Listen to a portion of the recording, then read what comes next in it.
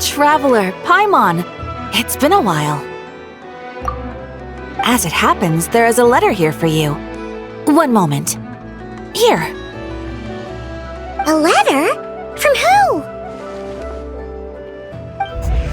Dear Diary, I'm Kale. I work as a trainee forest ranger under my master, Tighnari. I'm also studying at the academia. I've been getting better and better at reading lately. Mr. Al-Haytham says that the written word is a crucial medium for exploring the world and understanding oneself. That's why I decided to start this diary. That said, what should I write about? Things are pretty quiet in Sumera these days. Life is good. Every day is a fulfilling and happy one. When I think back to the days when I suffered from Elazar, or way back to when I was injected with God remains, I am in a much better place now. I hope it stays that way forever. I'll leave it there for now. Master said he'll take me shopping in Sumero City today, which is great because I've been meaning to visit the toy seller at the Grand Bazaar for a while now. Kale, time to go. Yes, Master! Huh?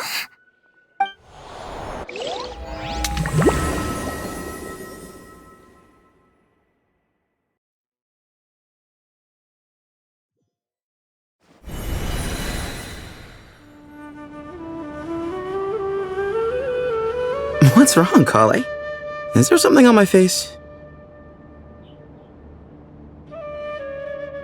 No, sorry. I didn't mean to stare. Did Master Tighnari send you to pick me up? Master Tighnari? What are you talking about? Tighnari is the General Mahamatra. He's probably busy arresting criminals in Sumera City. I mean, if that's what floats your boat, I can introduce you, but... Wait, Master Tighnari is the General Mahamatra? But what about Mr. Sino? Sorry? Oh, you mean that guy who just joined the Vahumana Darshan? Rumor has it he's the leader of the Temple of Silence. If that's true, it's pretty impressive. Sounds like you've been getting to know more and more people since you joined the academia. That's great, but don't let your forest ranger duties fall by the wayside, okay? What's going on?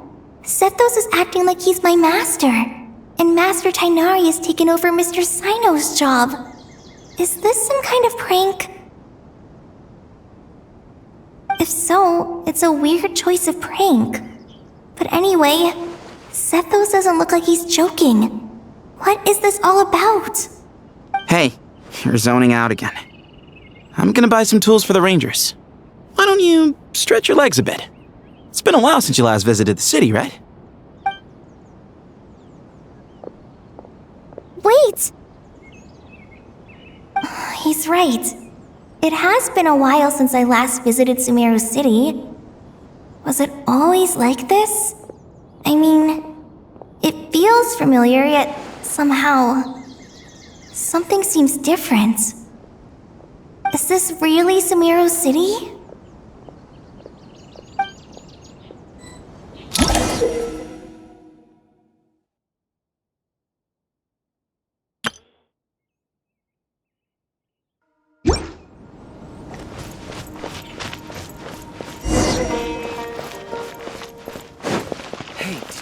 Just walk by.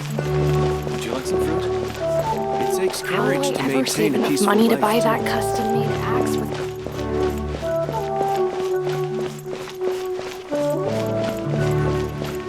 I heard that the sage disappears without a trace.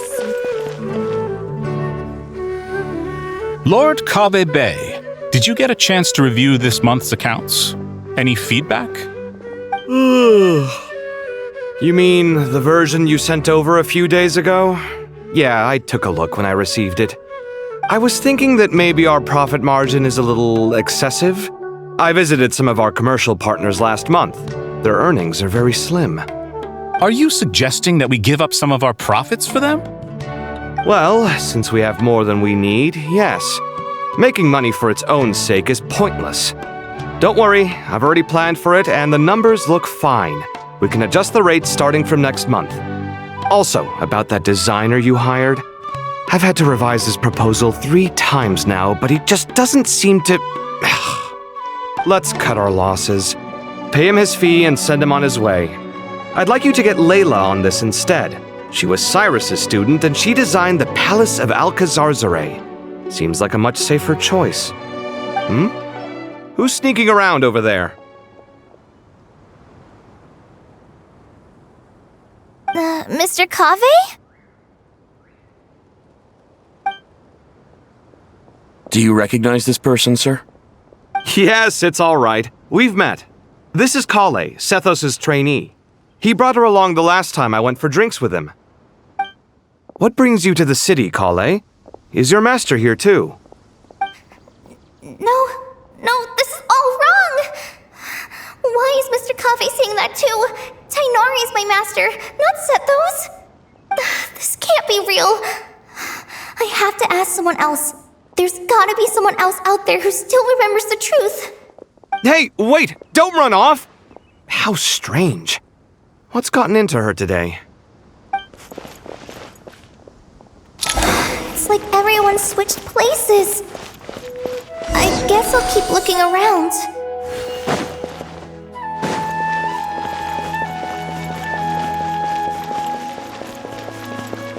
Would you like a cup of coffee? Students are under so much pressure these days. Lots of visitors today, I see. Welcome all. It's been a while. Hey, Rahman. You know that guy who sells face powder on Treasure Street? I haven't seen him around in a while. Any idea what happened to him? Oh, you mean a Hangar? Yeah, he got into a brawl with Shavirme on Treasure Street. He's been banned from setting up shop there for now. Seriously? Oh, well, that's a shame. I was planning to pick out some makeup for you. Oh, don't worry about it. The legendary Flame Mane discussing makeup with the Zubair Theater star dancer. Now there's something you don't see every day. Flame Mane? You know, I'm not actually sure when people started calling me that. Maybe the other Eremites thought I needed a fiercer title to scare people off? To be completely honest, I think the title would fit you better than me, Dia.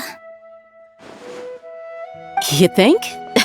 Can't say I've never imagined myself as a merc. If I ever give up the dancing, maybe I'll head to the desert and give the Eremite life a try. You would? Is that so strange? Oh, not at all. In fact, I've actually had similar thoughts before. If I ever get tired of sleeping out in the wild, I think I might go look for a job at the Zubair Theater. I've adored the Dance of Sub-Zeros ever since the first time I saw you perform it. If the chance ever came up, I'd love to try it out on stage for myself. Really? If our manager Sataria heard you say that, she'd hold you to it. Probably grab you by the sleeve and never let you go again. Hey, when that day comes, I'll do your makeup myself. How's that sound? Sure. If the day comes, I'd be honored.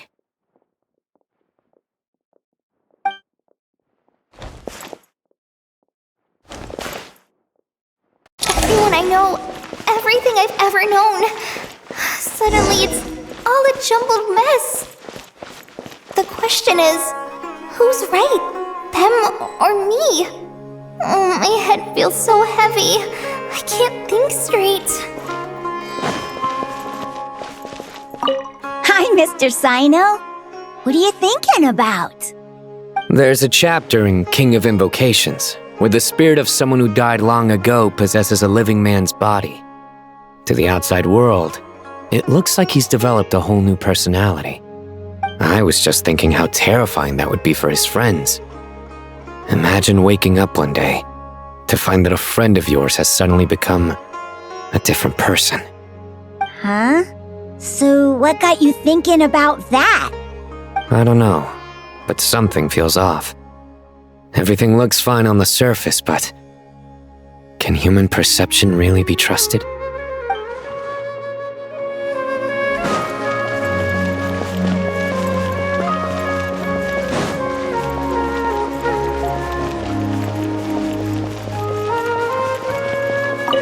All right, not a single more That covers you for this month's rent. What a relief. I was worried the design fees I received this month wouldn't be enough. Well, next time, don't fret. Just let me know and I'll give you a few days' grace. We've known each other long enough for that. Anyway, how are you settling in? I couldn't help but notice that you're staying up late quite often. Yeah, I can't explain it. I just feel more inspired at night. Once I get in the zone, I can race through a whole bunch of drafts, no problem. But what about you? I keep hearing you sighing these days. Is everything okay? Well, it's just...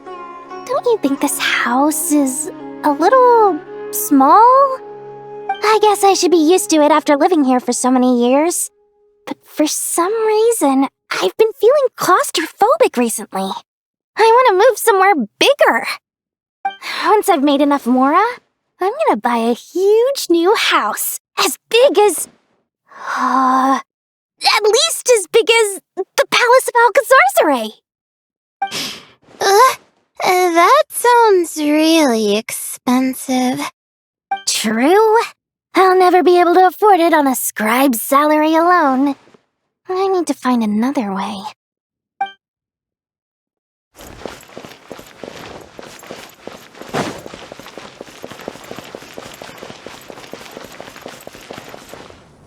Mahamatra Tainari! We've apprehended the suspect.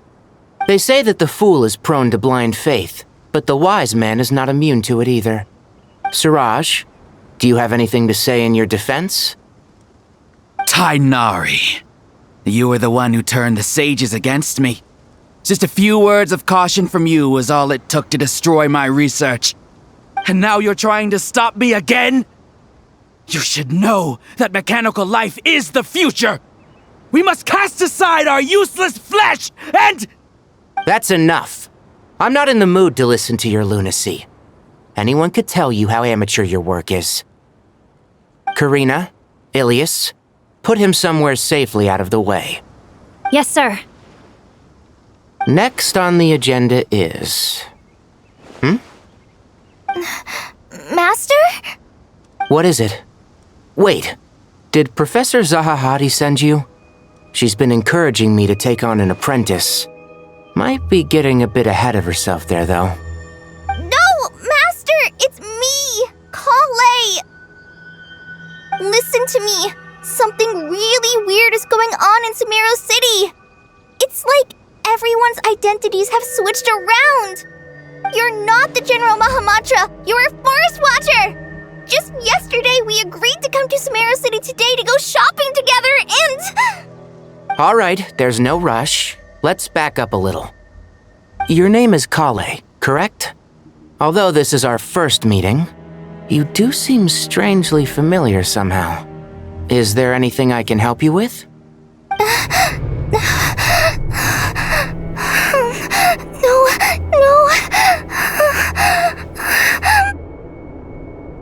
Master!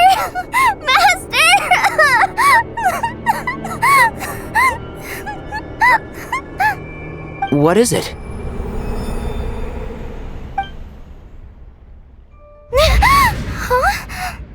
Did you have another nightmare? I've told you before, when you're tired, lay down on your back in bed and get some proper sleep. It's much better for you than napping on your front. Poor posture obstructs your breathing, which can lead to all sorts of weird dreams. Now, we're supposed to go shopping in Sumeru City today, remember? Cheer up. I'll take you to Hushang's. I heard he's got some new toys in stock. Go wash your face, take some deep breaths, and when you're ready, we'll head out. Okay. Thanks, Master Tainari. So it was just a dream. And yet, dreams can sometimes be a warning of things that will soon come to pass. Who said that? That dream felt unusually real, didn't it? Here's my suggestion. Since you're heading into Sumeru City anyway, you may as well tell Lesser Lord Kusanali about everything that happened. And just to be on the safe side, I think you should also inform your 2 traveler friends who once helped save Sumero. I'd write them a letter if I were you. Time is short. A storm is coming from beyond the bounds of fate.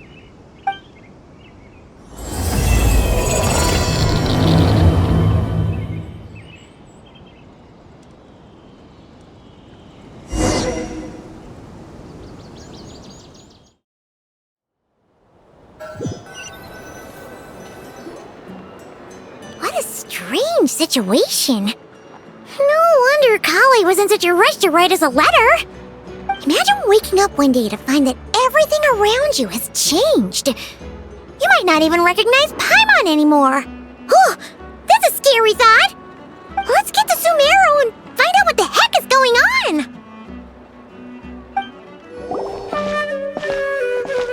Kali! Traveler, Paimon!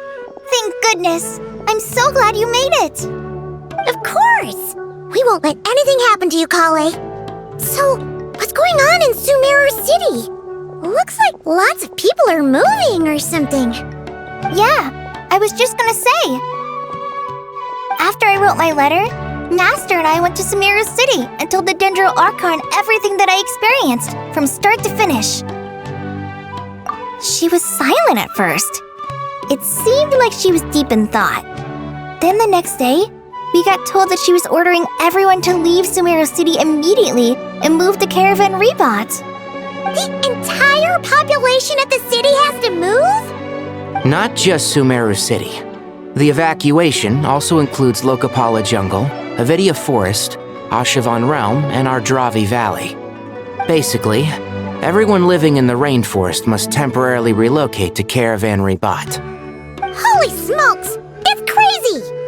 Yes, it's quite an operation. Even if people only bring the bare essentials, the scale is simply enormous. They've requisitioned almost all the Sumpter Beasts in Sumeru for the task, including the entirety of Dori's Sumpter Beast Park. The Dendro Archon said that what Kale experienced was not a dream, but a warning. After our meeting, she immediately summoned the 6 sages to analyze the situation and discuss countermeasures. They concluded that the events seen in the dream are very likely to become a reality, and that an unknown danger is rapidly approaching. Oh, please keep that to yourself. We don't want to cause widespread panic. The official reason they've given is a large-scale renovation of the rainforest ecosystem. People are skeptical, but there haven't been any major incidents. So far, at least. The Dendro Archon seemed really worried when we spoke to her. She said you can go visit her in the Sanctuary of Surastana when you arrive. She also said she'd hold out until the very end. Tainari? Kale? You got a minute? I need a hand here. One moment, I'll be right there. As a forest watcher, I've been tasked with assisting with the relocation work. There's a lot to be done, and they need all the help they can get. This will be the final group of evacuees from Sumero City.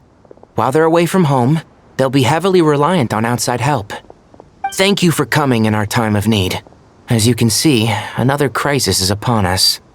Excuse me, sorry to trouble you, but could you help an old man find his medicine?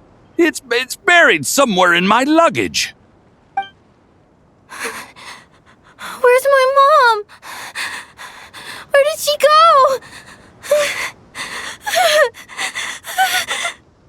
go? Don't worry, it'll be okay. Those items are worth a small fortune. Make sure you store them somewhere safe. You understand? I bet you thought you'd get away with this in the chaos, huh? Guess again. No petty thief gets past me.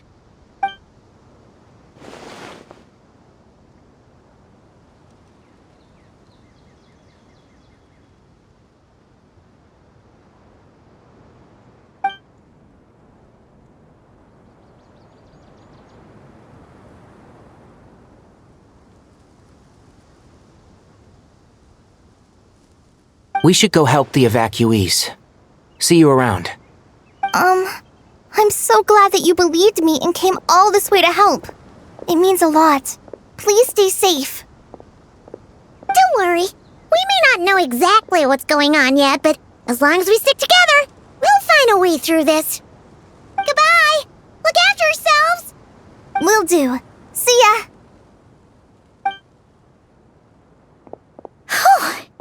Paimon's not sure how she found the words to comfort Kale because, honestly, she's kind of nervous herself. Let's head to the Sanctuary of Surastаны and see Nahida.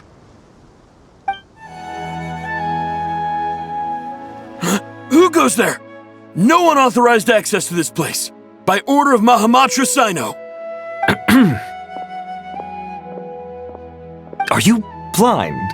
It's the Traveler and Paimon. Surely you've seen them before. Huh?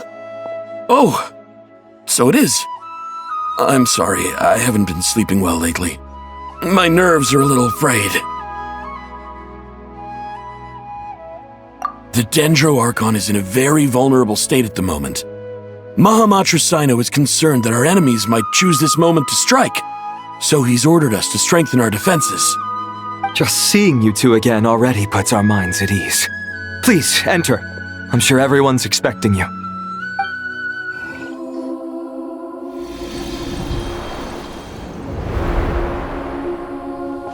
Traveler, Paimon, you made it. Aha! Perfect timing. Reliable helpers like you are just what we need right now. Oh, it's good to see everyone again.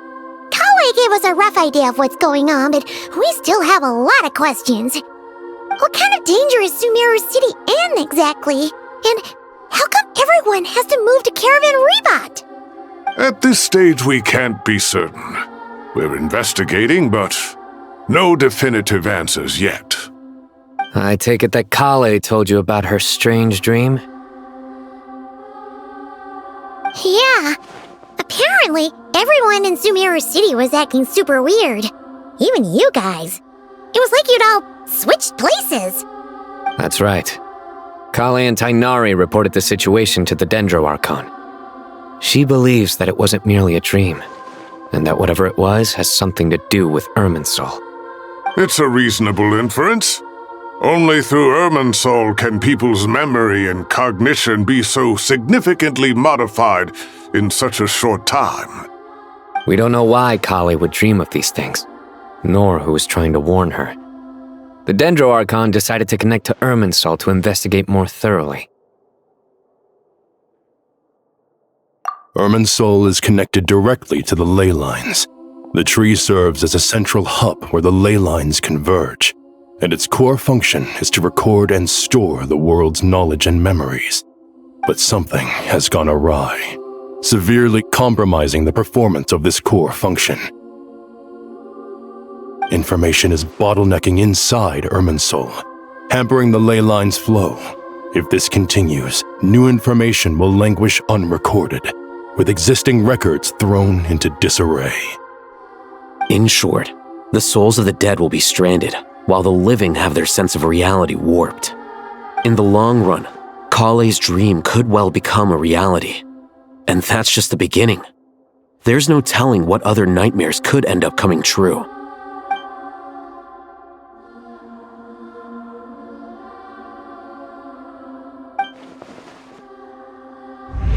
I have come this far, to use my death to open the gates of the ley lines to my people.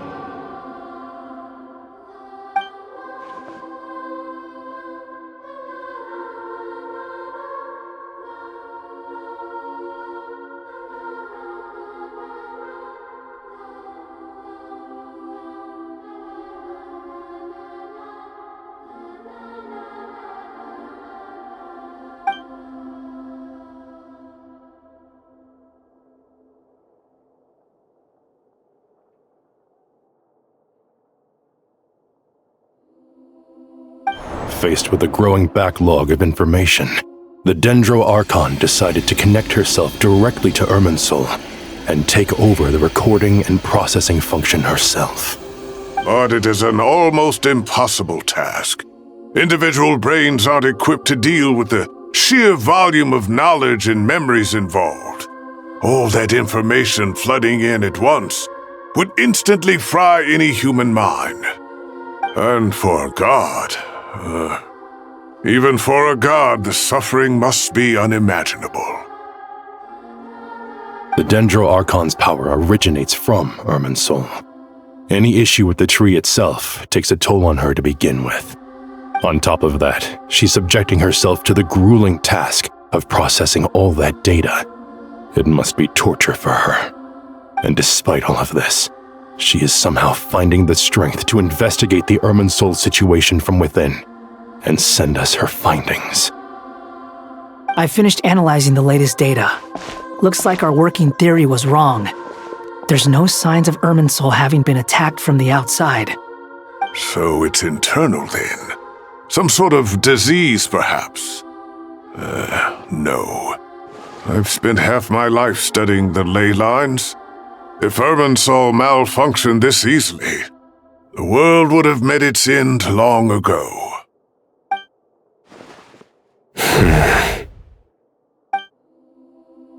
Sino? What is it?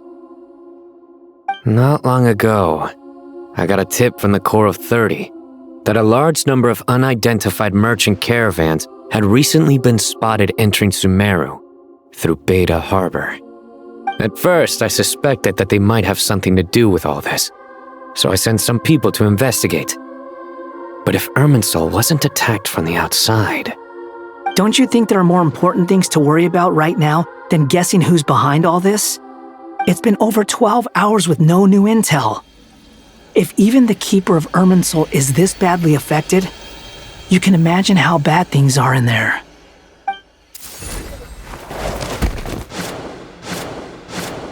Dendro Archon.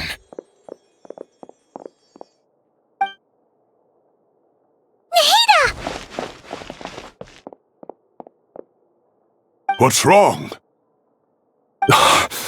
Her breathing is weak, and her elemental energy levels are dangerously low. Looks like it's time to move to the backup plan. What's the backup plan? Get out of the city and take the Dendro Archon with us. The entrance to Irminsul is directly beneath the sanctuary of Surastana. That means this is ground zero if anything goes wrong. The Dendro Archon has a very strong connection to Irminsul. But theoretically, this connection should grow weaker with distance. Under normal circumstances, she could unleash her full power here. But with Irminsul out of control, our first priority is to get her away from here. The situation is critical. There's no time to deliberate. Everyone in agreement? I'll deal with it. I'll also let the Matra and the Corps of 30 know to start evacuating.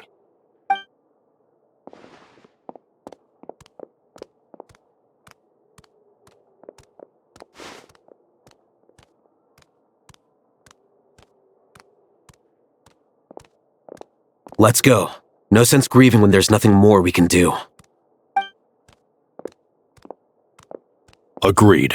We'll be back as soon as this is over.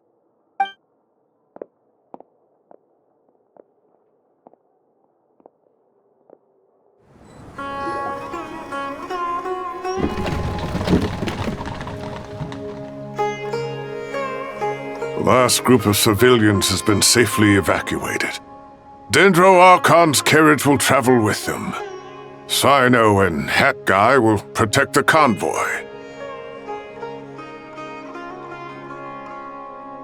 With the Dendro Archon in a coma, we've lost our means of investigating the situation. And with Irminsul still deteriorating, we have no choice but to evacuate Sumero City. Feels as though we're being pushed along by an invisible hand. Stop moaning, Cyrus. We're the teachers here. We should be showing a little more confidence, don't you think? A wise judgment. Let's move out to Caravan Rebot.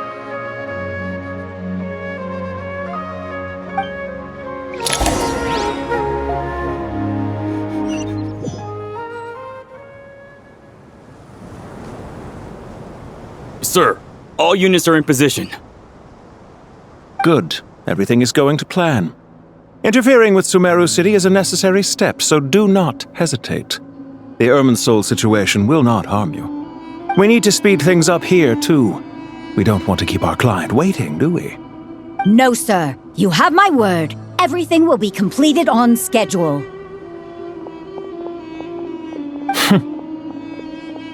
They say that fervent ambition attracts the favor of the gods, and with it, a vision.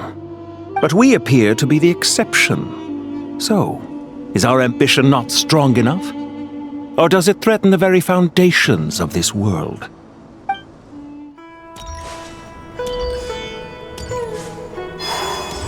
That guy! What? Nothing. You just looked like you were lost in thought there. Do you have any ideas about what's going on? From what I know about Irminsul, the system doesn't break down that easily.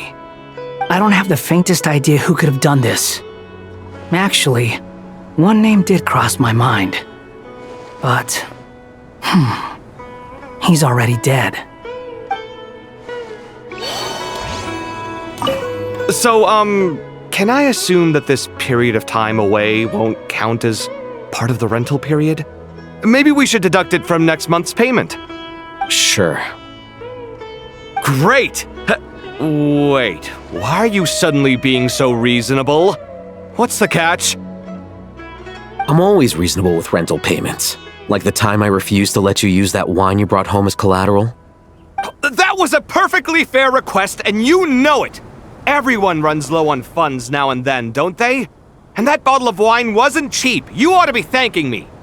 Anyway, Sumero City should be empty by now, right? With no one at home, I've been worried about security. I'm worried about burglars. What would they steal?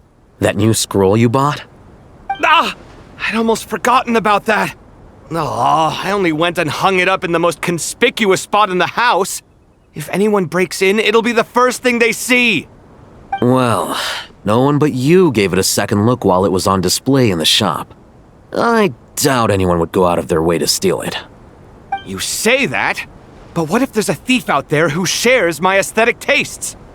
Then you can only hope he shares your taste in expensive wine as well. Always worth having some collateral. You!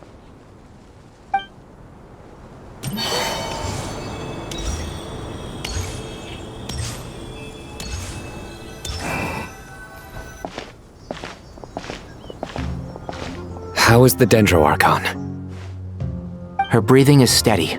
I prepared some therapeutic incense for her, but it hasn't had much effect. Her vitals are still very weak. Based on the information you've provided, I have a working hypothesis. Her condition is partly due to Irminsul's influence, and partly due to a physiological imbalance caused by the rapid depletion of her power.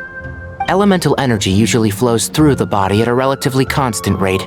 The body grows accustomed to this rhythm, so when it's thrown out of balance, physical symptoms will appear. Is this similar to the ley lines?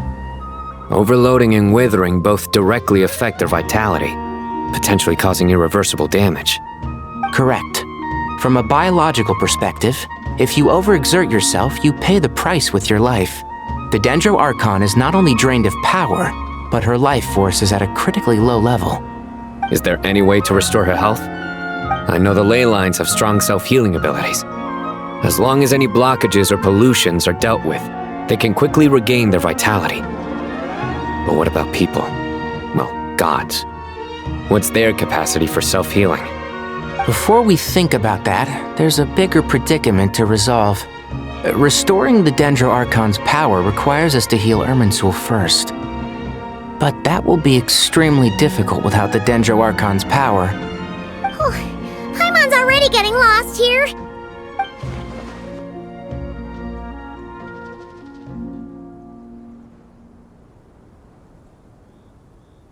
Master Tighnari and Sino look so serious. I've not heard Master speak in this tone for a long time. Tighnari.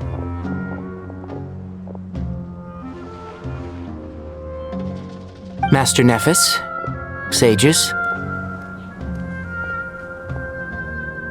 Tighnari, haven't seen you in ages. Have you gotten taller? Or did your ears get longer? Hopefully the former, Uncle Baladuri. Sino, where's Professor Cyrus? I thought he'd be with you. He went out into the wild to investigate the situation. He said that the Irminsul anomaly will likely start to affect the real world soon. He shouldn't be trotting around alone at his age. Which way did he go? I'll look for him later. Would someone mind introducing us? Ah yes, of course. Allow me to do the honors. I'm sure we're all familiar with the Traveler and Paimon. They're the heroes who helped foil Azar's conspiracy and save Sumeru. These gentlemen and I are the 6 current sages of the Academia. Balduri and I are part of the Old Guard, while the other 4 took office after Azar and his clique fell from power. We have Sage Alkindi of the Spantamad Darshan, Sage Farnas of Kasharawar, Ritaoist Sage Shakir, and finally Harabatot Sage Rusht.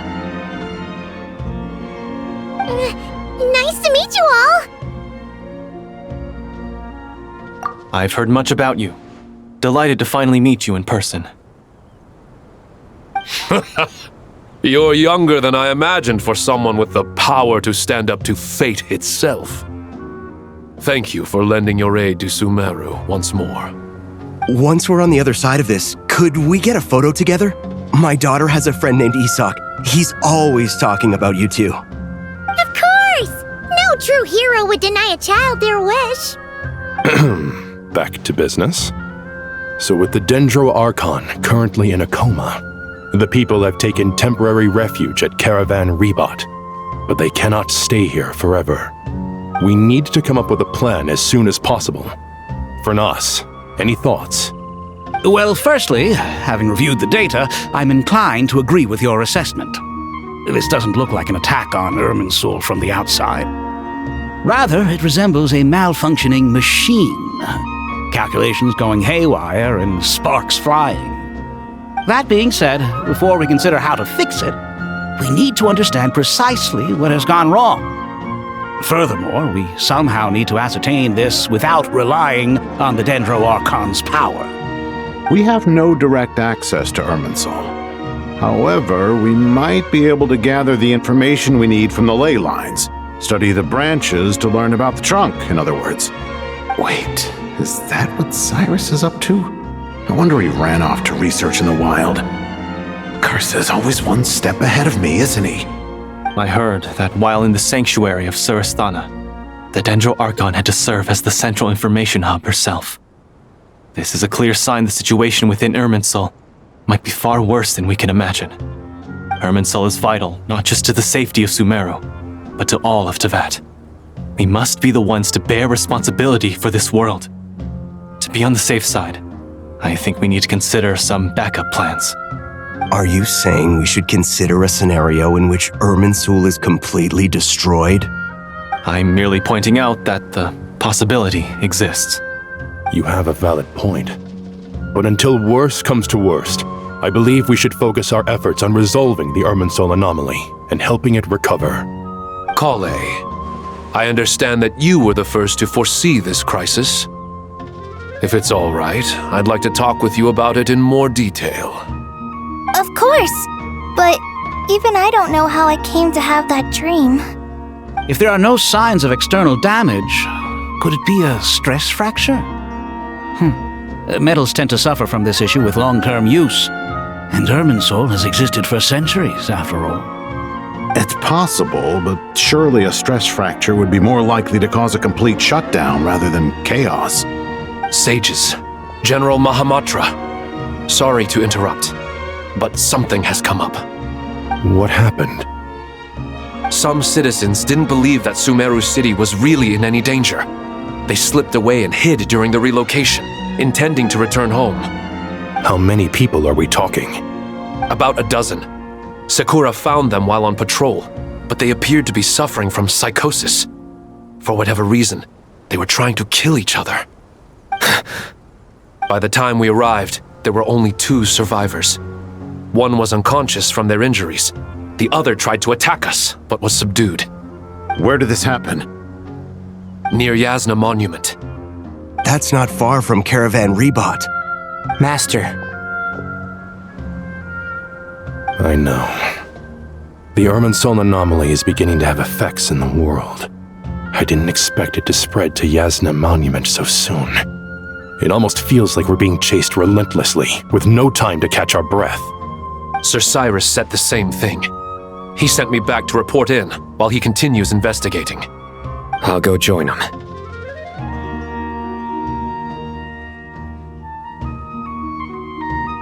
Count me in too. Don't let my age fool you, I can still fend for myself. Very well.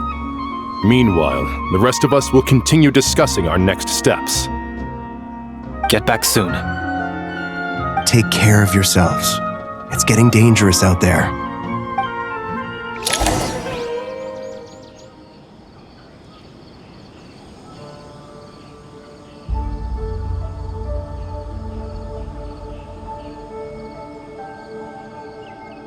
Please, don't go any further. As you get closer to Sumeru City, there's no knowing what dangers you might encounter. So this is our mentally disturbed man? I'm going to gut you all!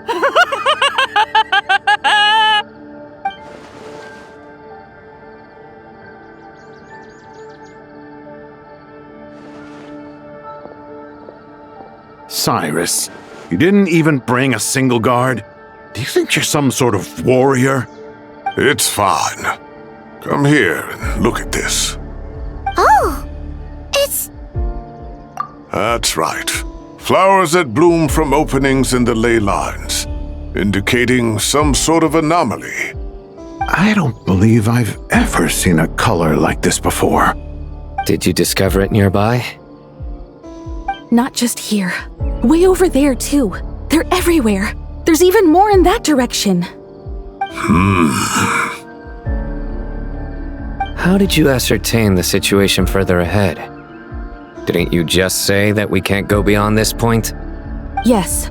This area is relatively safe so far, but if you continue forward, delusions will start afflicting your mind. However, some vision-bearing mercenaries were able to maintain their sanity a little better. They're the ones who brought back news from further afield. Sino, do you remember the class I taught on dissecting ley line blossoms? I do, Professor. I received full marks in that course. Good. After all these years, it's time to put that knowledge into practice. There must be anomalous information hidden within these blossoms. Alkindi, I'll need your help as well. Been a while since we worked on a project together, hasn't it? Sure has. Well, what are we waiting for? Let's get to work. Anything we can do to help?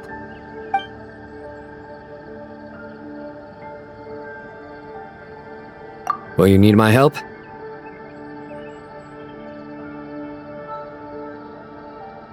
All right, well, don't go too far. There's too many unknowns at this stage. Let's regroup at Caravan Rebot later. Don't worry if you don't show up. I'll come and find you.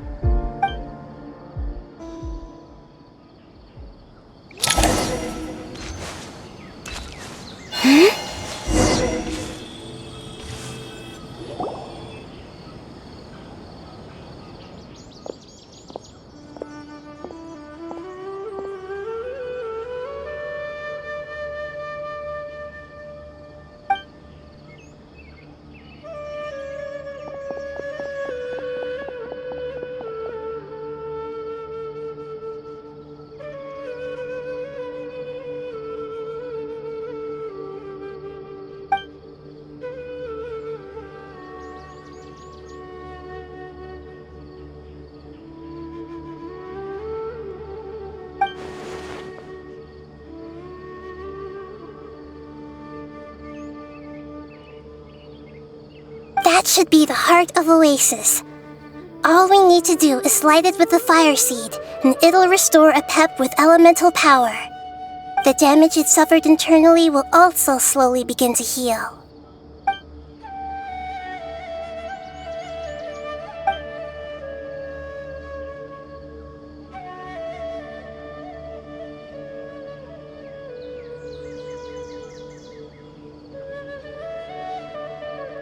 What is it? You thought of something? Really? Then let's get back and tell the others!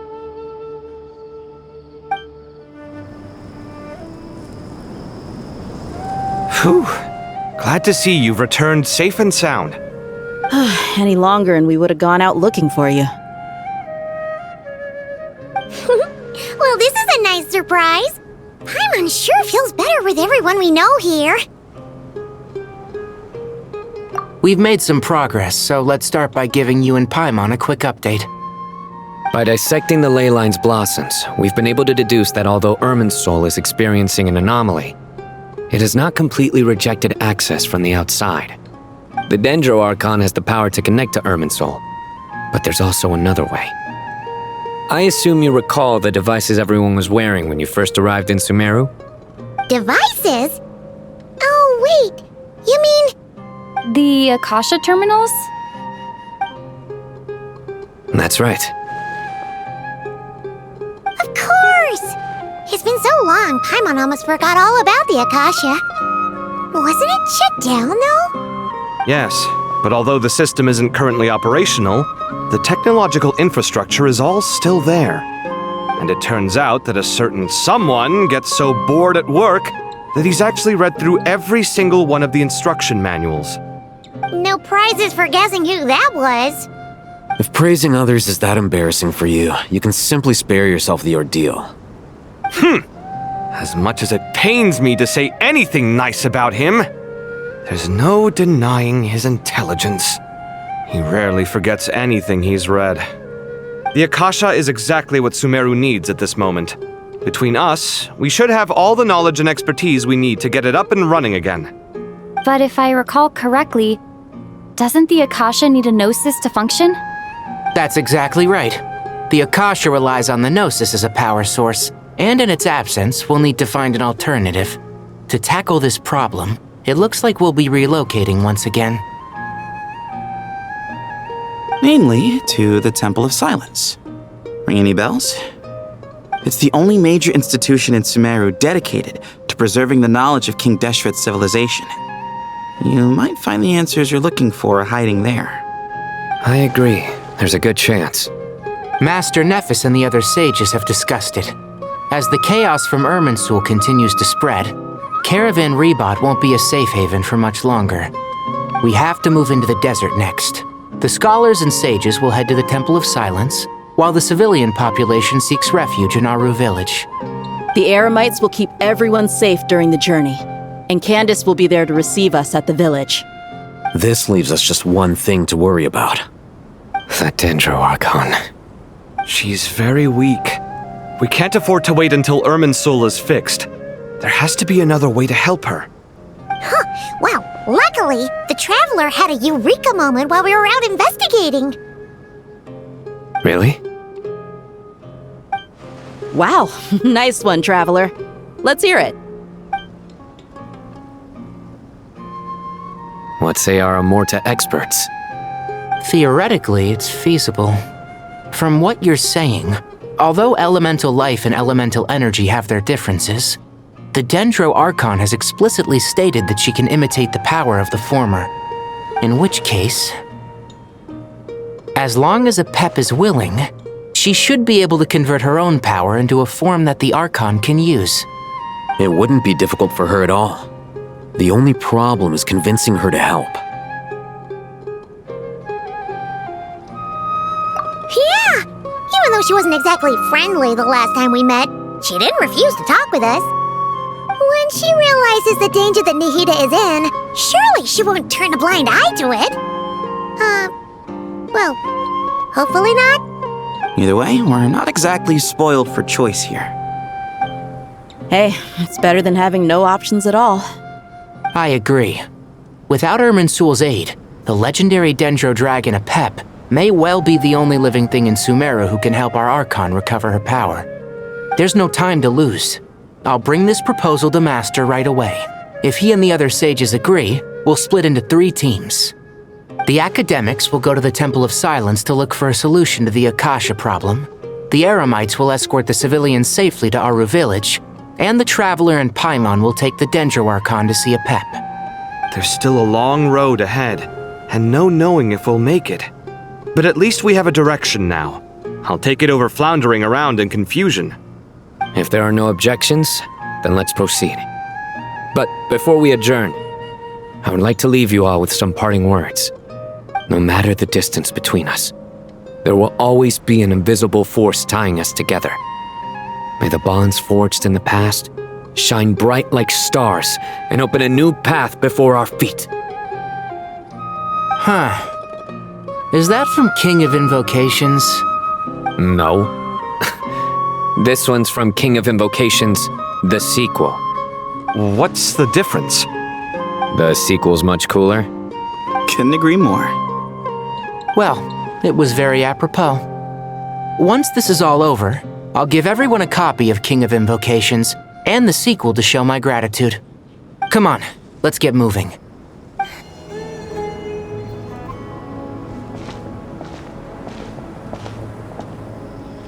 Tighnari has brought me up to speed. I approve of your plan of action, but we can't proceed with everything right away. The people need to rest. For many of them, this will be their first time in the desert, so we'll need to find additional personnel to help escort them. You two, please go on ahead with the Dendro Archon. Let's rendezvous at the Temple of Silence later. No problem. We got this. Words can't express my gratitude, so let me just say, I hope everything goes smoothly for all of us. Goodbye for now. All right, let's get going. If Paimon remembers correctly, the last time we saw a Pep was in... Traveler, Paimon. Could I borrow you guys for a moment? It'll only take a second. Kale, what's the matter? Well, the thing is, Master Tighnari once told me, after you raise a problem, you should think about how to resolve it. But ever since I had that dream, I feel like I haven't been of any help at all. I tried my best to keep up with the conversation, but there was so much new information, I couldn't take it all in. So, I just wanted to ask, do you have any tips for me there? Paimon knows exactly how you feel. But fear not, everything you need to know is right here in Paimon's notes. Sumero chapter. It's got tons of info about all the things we've seen and heard on our adventures. Some parts are a little simplified, but hopefully it all makes sense. You see? Being the greatest guide in Tibet isn't just a fancy title. It takes a lot of hard work. Paimon doesn't always understand the things you're talking about with other people. Whenever that happens, she notes down the confusing parts and goes over them in her own time. This is perfect. Could I borrow it? Sure. Matter of fact, you can keep it if you want. Paimon has another copy. The spare copy was originally meant for the traveler. Paimon used to worry that one day she might not need a guide anymore, so she wanted to have a gift for her, in case we ever parted ways. But it doesn't seem so necessary nowadays. We have so many more places to see together. One copy will be enough for both of us. Thank you so much. But still, these are your treasured memories. I think I'll make my own copy and then return the original to you. Anyway, that was all. I won't keep you any longer. Have a safe trip. See you again soon. See ya! Alright, time to bring the Hida to see a Pep. Let's hope that old grouch is in a negotiating mood.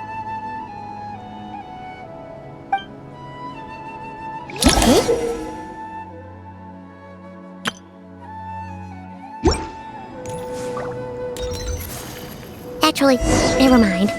In a Pep size, Nervalet's probably one of those dragons who's grown too close to humankind.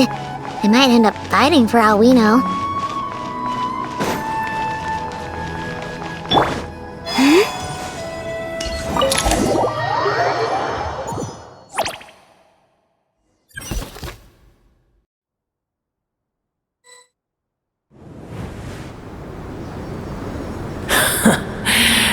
I had a feeling your kind might come calling.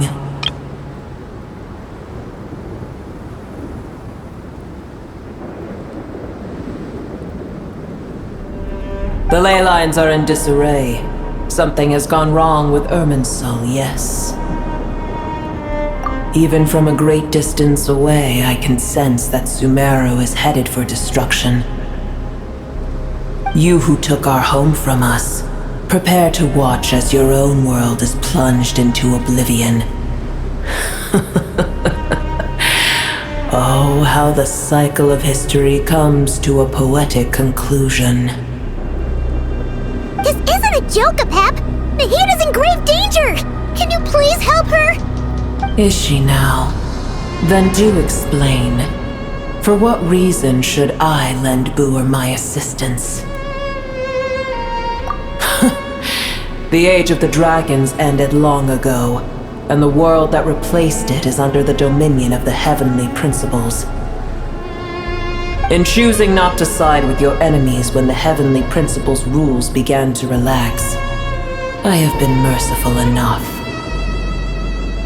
Do not forget that I have no love for this world you hold so dear.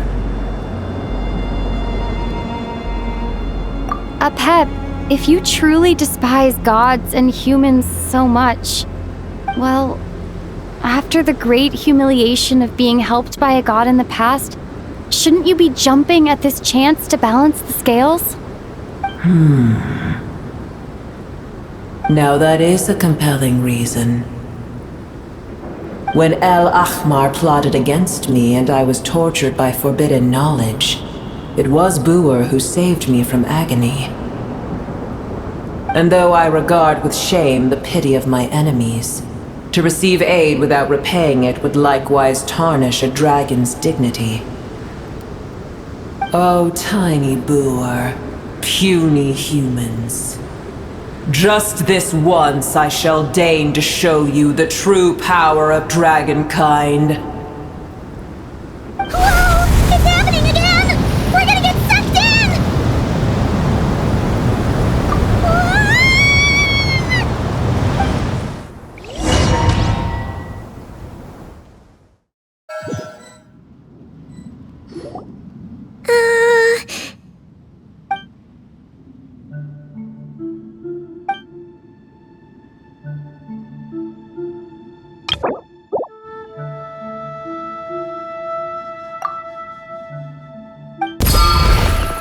It is done.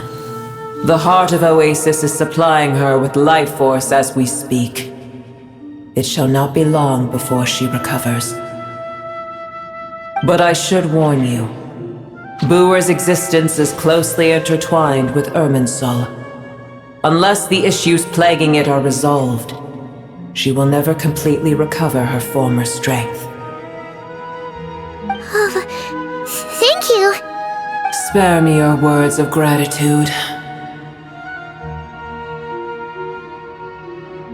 You may also spare me your feigned concern.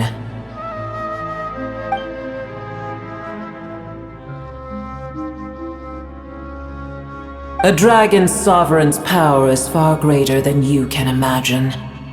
While I was indeed weakened when the heart of Oasis ran dry, providing tiny Booer with a morsel of my life force shall have little consequence for me. Oh, good to hear!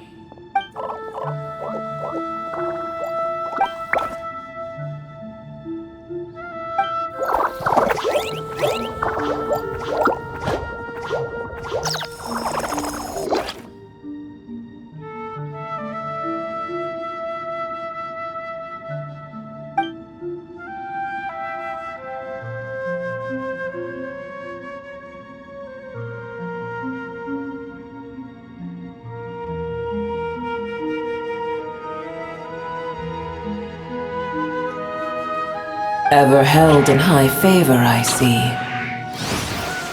Oh, well, you know. The compliment was sincere. Simply accept it.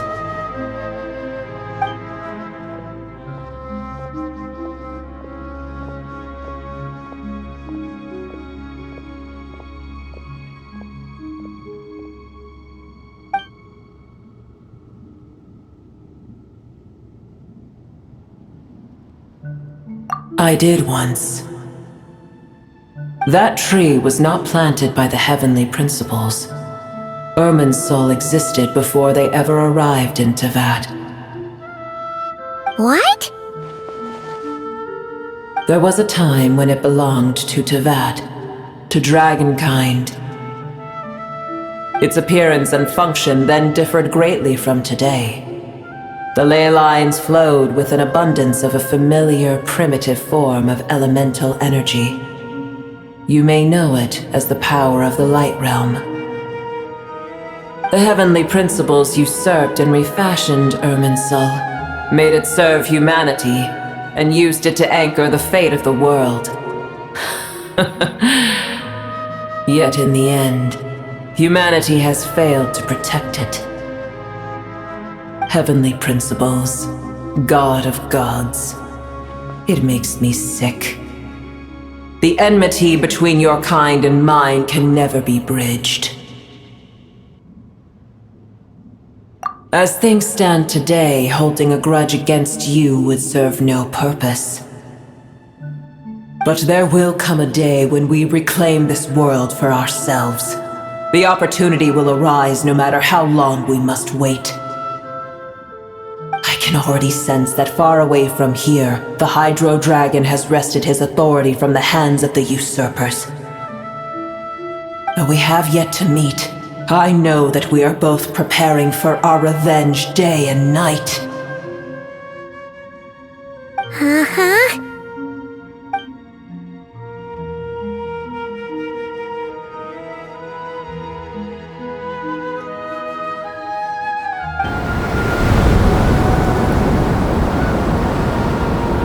I hear a great disturbance out there. Huh? What is it? Sandstorms come. The Jinn. I see. Another calamity approaches. You both seem restless. Let us part ways here. Boer is safe with me. Once she has recovered, I shall return her to your side. Oh, thanks again. Take care, alright? I told you already I have no need of your feigned concern.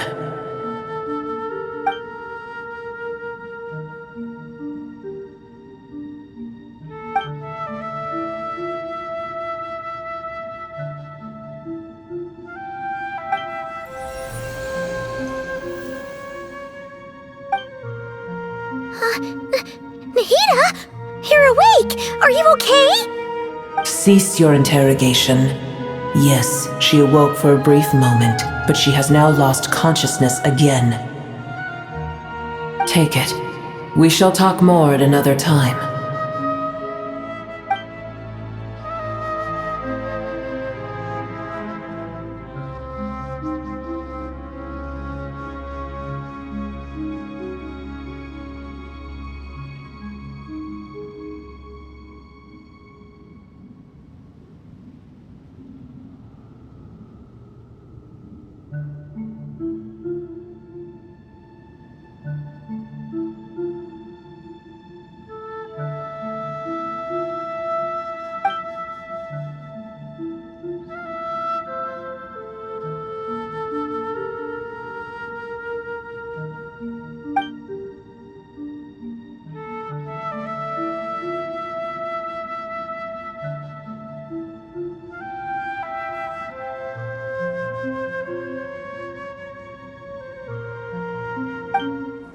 Where the heck are we? Did you just dump us in the middle of nowhere? Wait. No, Paimon remembers now. The Temple of Silence is over that way. Come on, let's go find the others.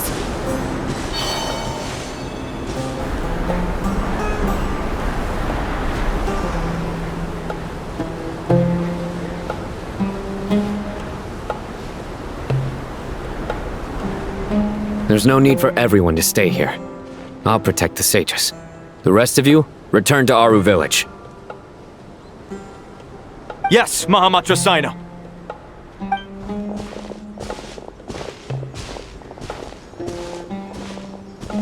Sino! What's going on? You're back. How is the Dendro Archon?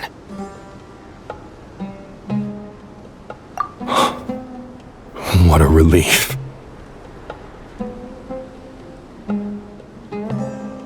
It's the Jinn. Countless Jinn have stirred up violent sandstorms across the desert, blocking our path to the Temple of Silence.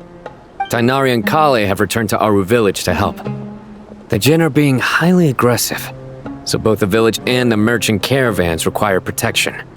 It's just one thing after another. Where did all of them come from anyway? In all my trips to the desert, I've never seen anything like this before. As I see it, the only possible candidate is Gürabada. Gürabada? Baladuri could explain in more detail if he were here. All I know is a rumor I've heard about from previous trips to the desert. Supposedly, a great number of dormant Jinn lie sealed beneath that city.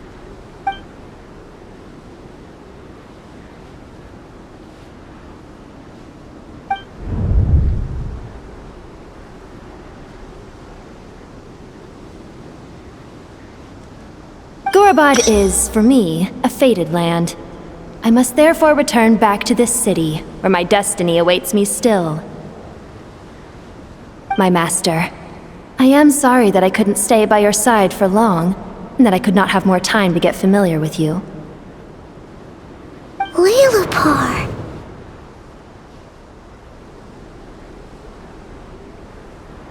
Yeah, we once said goodbye to a friend there. Well, maybe not a friend exactly, but someone we met on the road anyway. She was a strange bottle. If we can find a way to wake her up, maybe she can help solve the situation in Gürabada. Well, be careful. You may find there's more than just the Jinn to worry about. You mean, there are other dangers in Gürabada? It's a sensible assumption to make. The moment we arrived in Caravan Rebad, the Irminsul anomaly started spreading in that direction. Now we've moved to the desert, and suddenly we're plagued by Jinn and sandstorms. To call it a coincidence would be a stretch. Don't worry, we've gotten a lot stronger since our last stint in Sumero.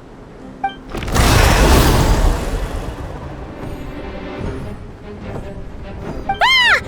When did they show up? It appears the monsters native to the desert have been stirred by the Jinn's activity.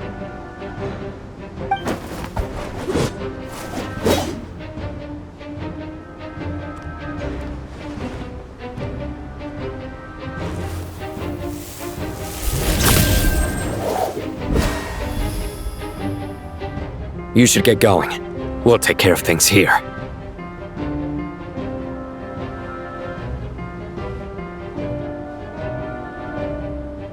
You too. Don't do anything too risky. You got it?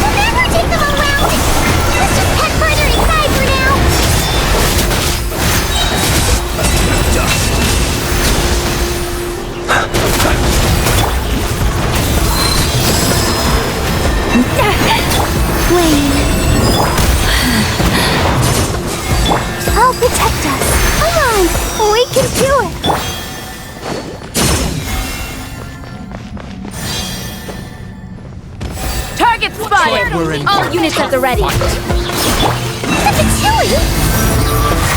They must be using this place as a stronghold! Are they the ones behind all this?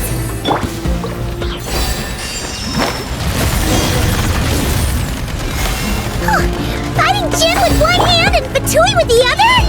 This is pure chaos! I'm gonna fix your skull! A new moon rises. Observe. Close your eyes.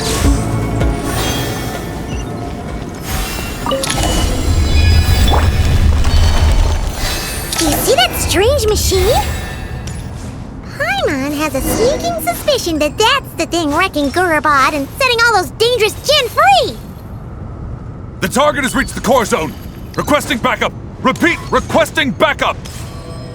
Backup en route! Stop her at all costs!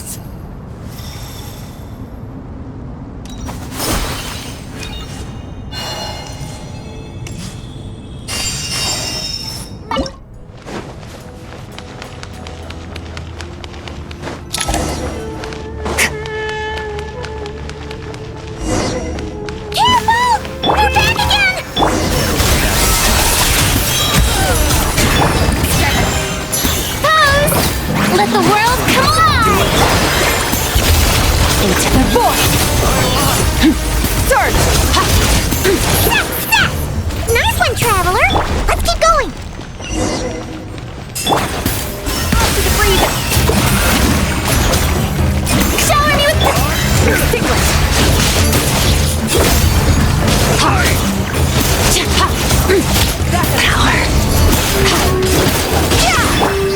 Let my name echo in song!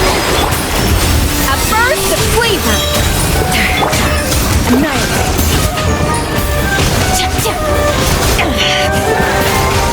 Power!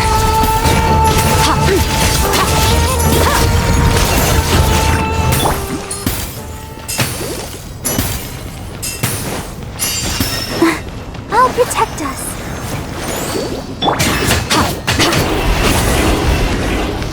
Merciless.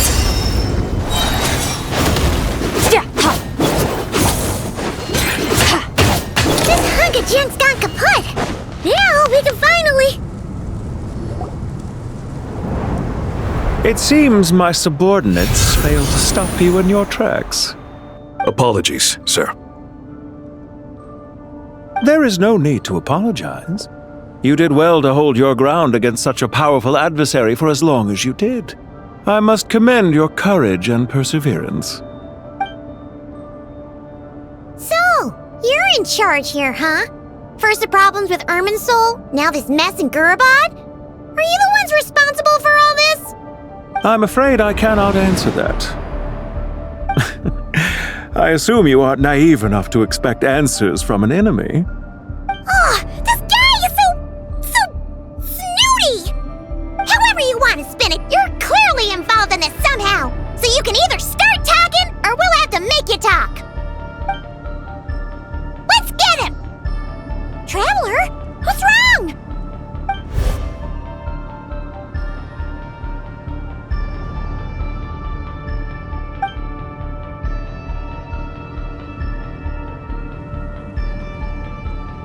You're remarkably calm.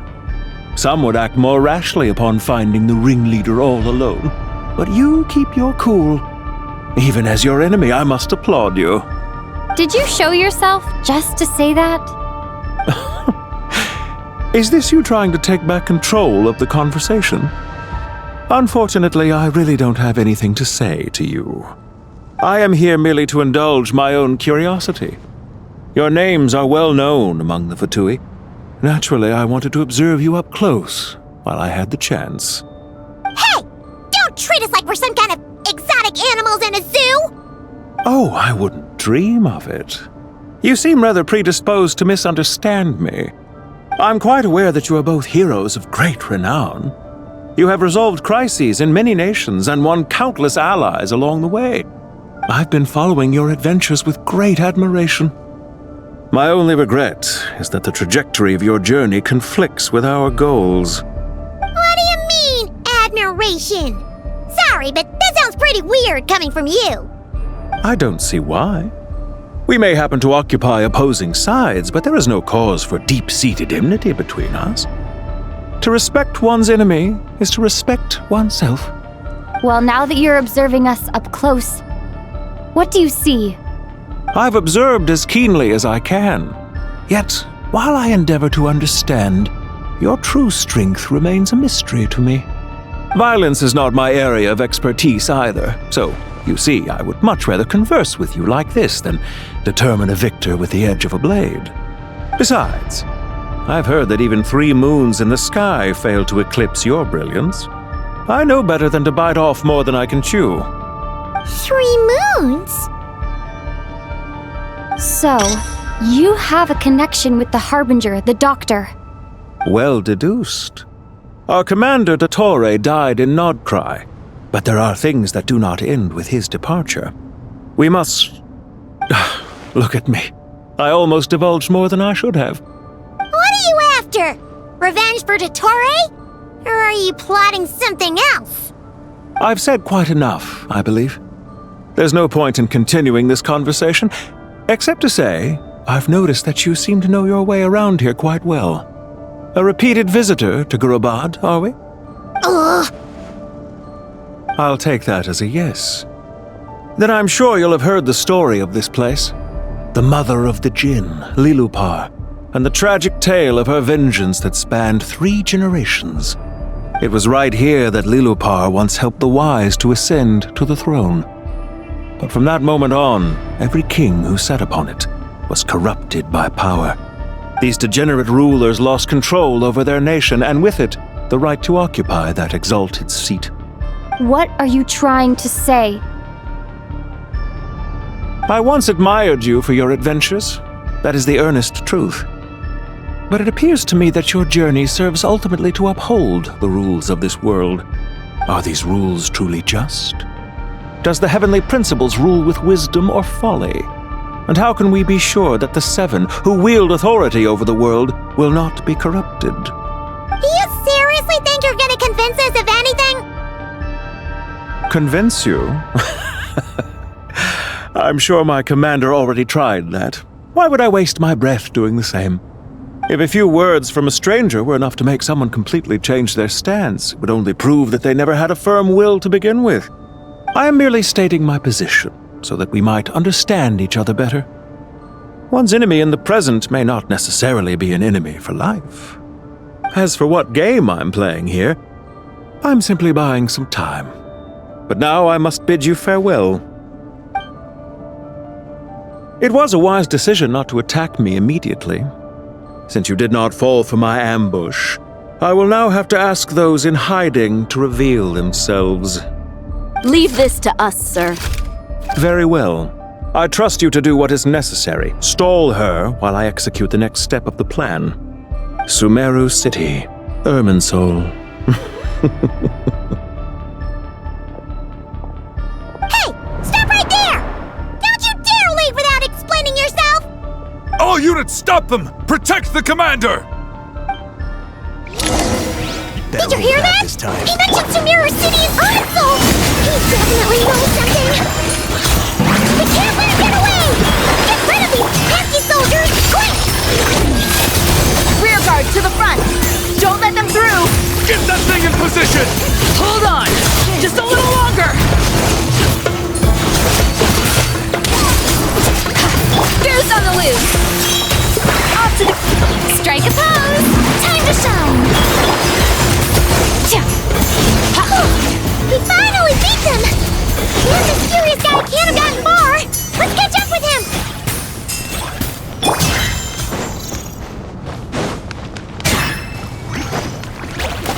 Fearless.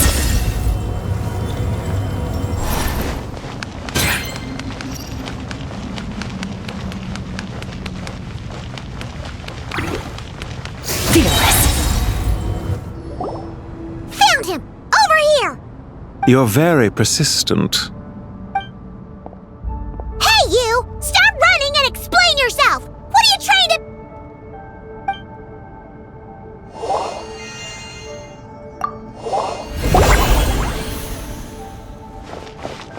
What's this?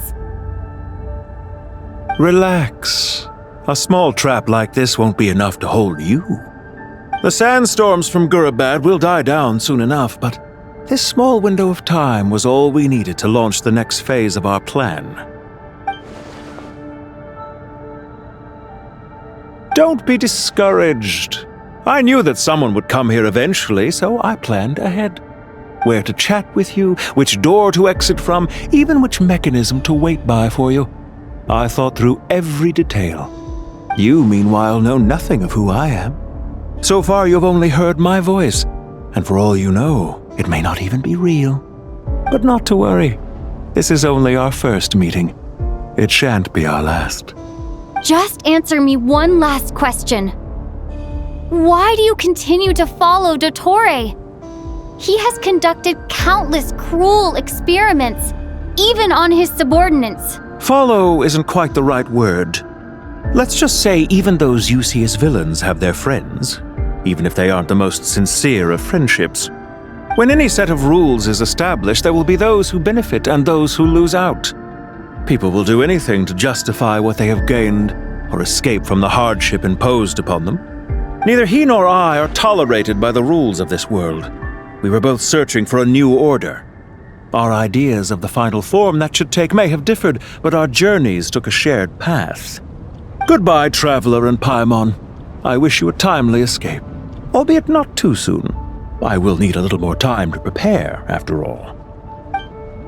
Hey! Come back! Wait, this dark wall. We've seen these on our adventures before. It swallows people up! Oh, I'm sorry. She shouldn't have jumped the gun! Oh, okay. He may have fooled us this time, but we'll get him back!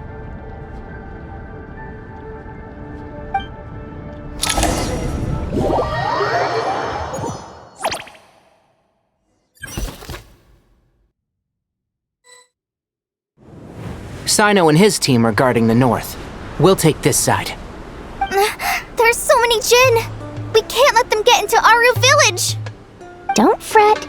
I am well prepared for this situation. Huh. So you have a solution? Perhaps you're unaware that I have a trusty genie partner of my own, Plumpy.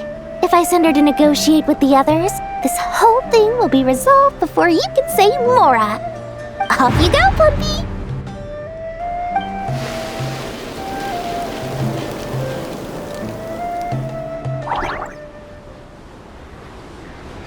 Come on, what's the holdup?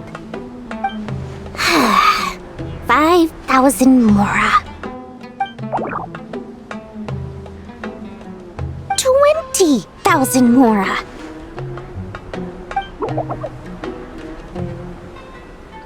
100,000 Mora. Final offer.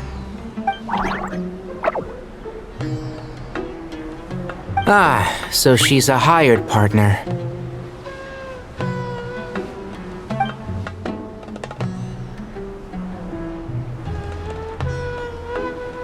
Hired partners are reliable too. Plumpy here is a highly skilled negotiator. You'll see. Just a few words from her and...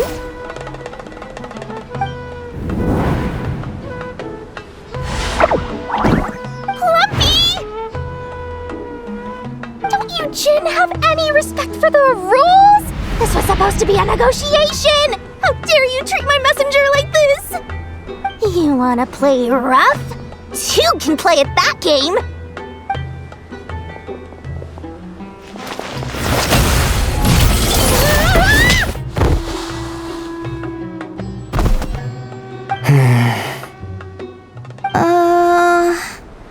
Looks like it's up to us now. Be careful, Kale. Yes, Master.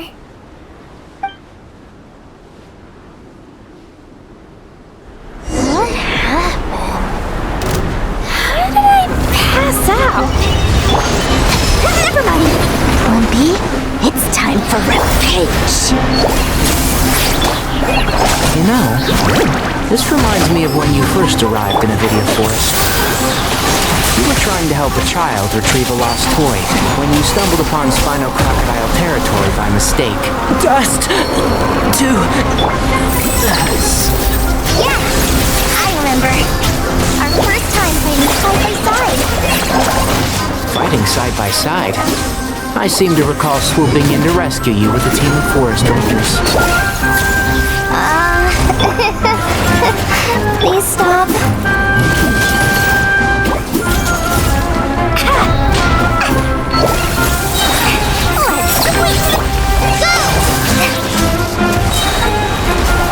Just like we rehearsed!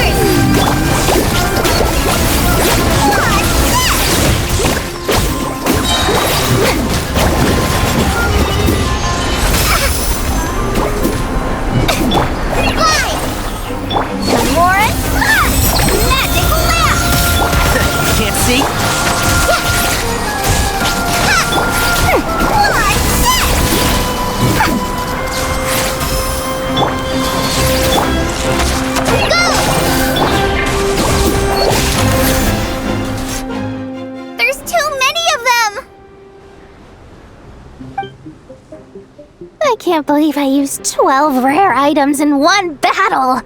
Ugh. I shudder to think how this is going to affect this month's accounts. The sight of that glaring deficit might be more than my poor heart can take. Tainari, how's the situation on your end? We held the line, though it was a close call. But it looks like they're preparing for another attack. Has something happened? They've breached our defenses in the south. The Jinn are pouring in. We're moving the villagers to the north as we speak. We're hemmed in. This is getting precarious. Our margin for error just got a lot smaller. That's why we wanted to confirm your status. We need to consider our next move carefully. Bad news! Another line of defense has been breached. Kale, go with them and assess the situation. Dory and I will hold the line here. But Master! Even with 3 of us, we barely managed to. This is not a discussion, Kale. Don't worry about us. She clearly still has plenty of tricks left up her sleeve. Wait, you can't pin all your hopes on me? Oh, great. I've almost run out of the things I brought with me, and the rest is back at the caravan. I should be able to hold out for a little longer, but still... Master! Need any help? Huh? What is it, Kale? If things continue like this, it won't be long before Aaru village is overrun by Jinn, and the sandstorms are sure to follow in their wake. I do have a plan, but I can't guarantee it will work. I don't care, whoever you are. Please just help us. The only one who can help is you. I am merely here to guide you along the correct path. I am a spirit created at the beginning. I am a flickering illusion. I am the shimmering light that flows from the eyes of the Creator. What do you mean?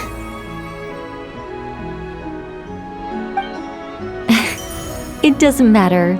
You don't need to understand it. Just repeat after me, one line at a time. Watch out! Jinn incoming! I am a spirit created at the beginning. Here goes nothing! I am a spirit created at the beginning.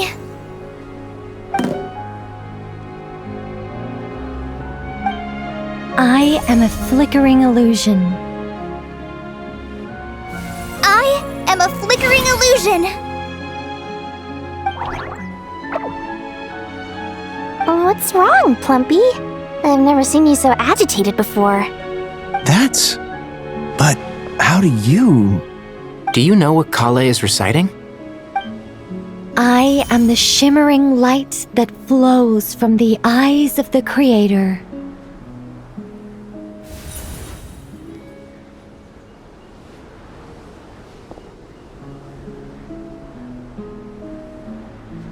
I am the shimmering light that flows from the eyes of the Creator!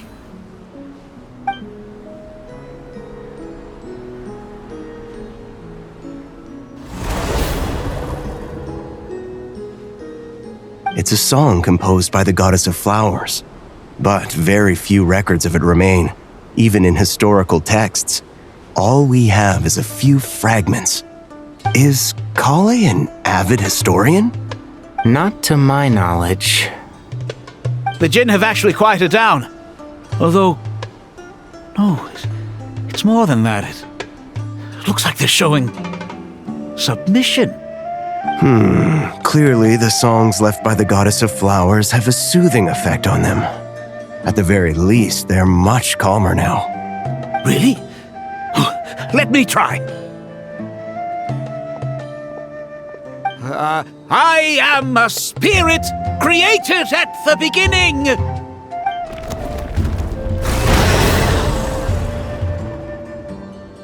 Don't stay away. I'll stop. It seems like the song only works when Kale recites it. But why? Kale.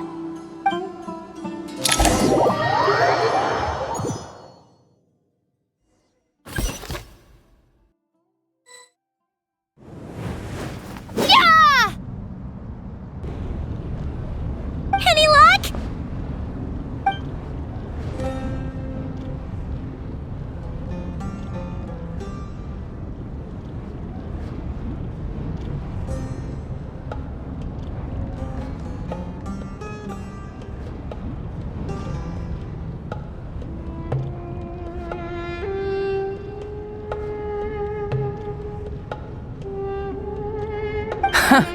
When I heard that loud rumbling in the distance, I thought the shifting sands had bust open the gates to some ancient treasure vault.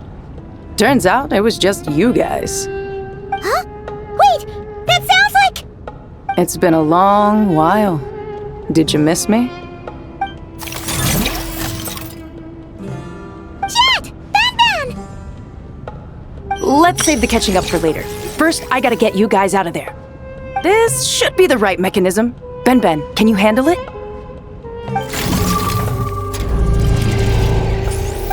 There we go. Come on, let's leave this place.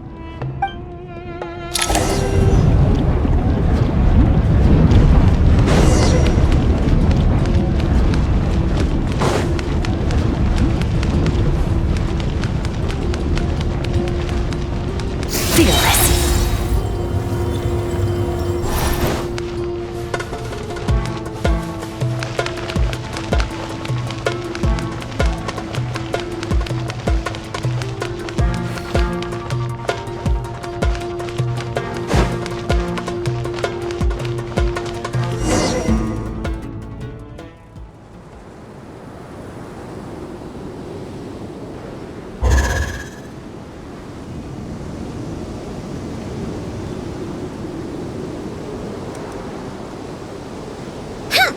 Fatui sure made themselves scarce. It's like they were never here. The Fatui? They came to the desert again? Yep. No idea what they're planning this time. They were being very coy about it. How have you been, Jet? Well, since we last met, I've started my own band of mercs. We've actually made quite a name for ourselves. Oh, yeah. On a slightly different note, I have some good news. I finally took care of Masaira. Not much to write home about. It was just another day. Found his hideout. Dragged him out of his cozy little bed. He tried to talk me into seeing his point of view, as usual. But I'm way past that by now.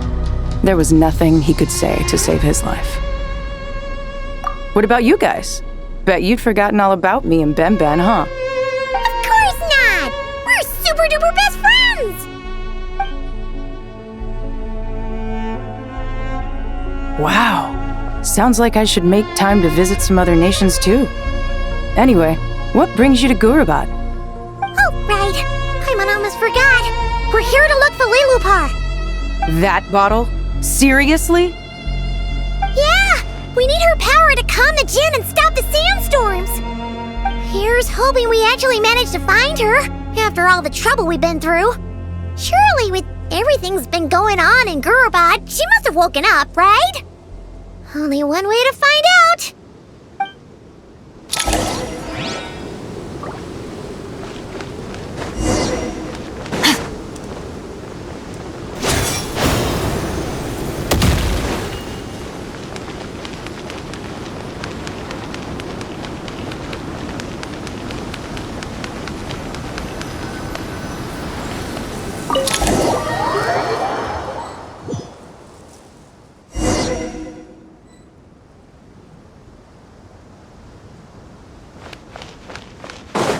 Let's see. She should be around here somewhere. Aha! Found her!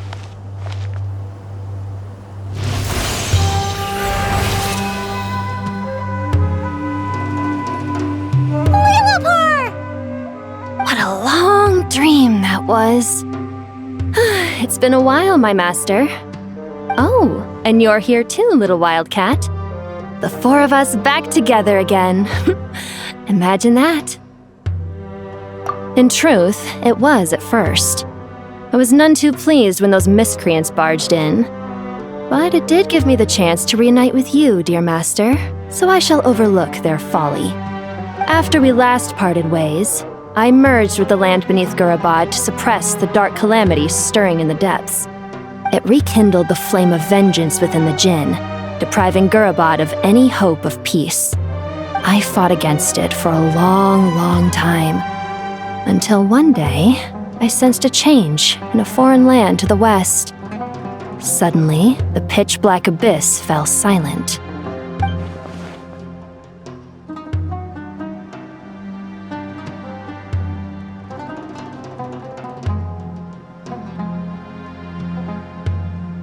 Once satisfied that that dark power could no longer bewitch the Jinn, I too fell into a deep slumber, from which I have only now awoken. Why have you returned to Gürabada, my master? And why is my sand-swept homeland in disarray once more? Well, basically, Sumeru's in danger and a lot of our friends are affected. Some bad guys messed around with Irminsul and now they've released the Jinn in here. We managed to chase off the culprits, but we have no idea how to seal this place back up and stop the sandstorms. Child's play. I shall quell the Jinn and scatter the storms.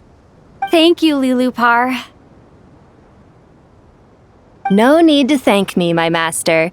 I have granted many wishes in my time, and this was the most trivial of them all.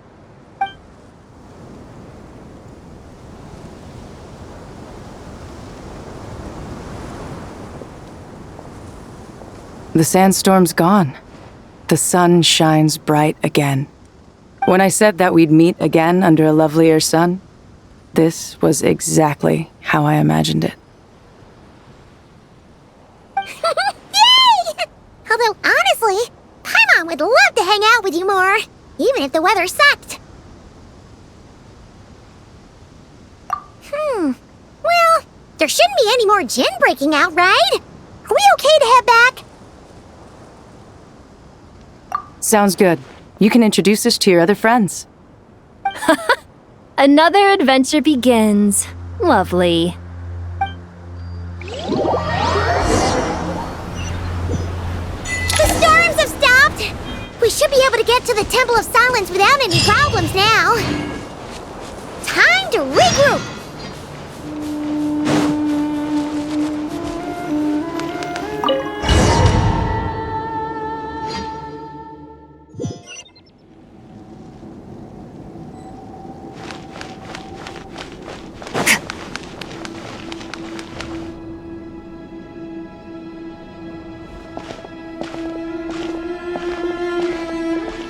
So, this is the Temple of Silence. I've heard the Nagarjanites mention it in passing, but I never imagined it would be this big. It's colossal. I thought the temple moved to the rainforest ages ago. When did they scamper back into the desert? I don't know. This plan sounds a little too risky for my liking. Even in King Deshret's day, this was experimental technology. We have no idea what could happen if we activate it. Well, unless you know of another viable alternative for the Akasha terminal, I'm afraid this is our only option. The plan is sound, and the risks are manageable. However, if we are to proceed, we must act quickly. The scale of this project is enormous. Even with Kaveh, Faruzan, and every other scholar of mechanics working on it full-time, the proposed modifications won't happen overnight.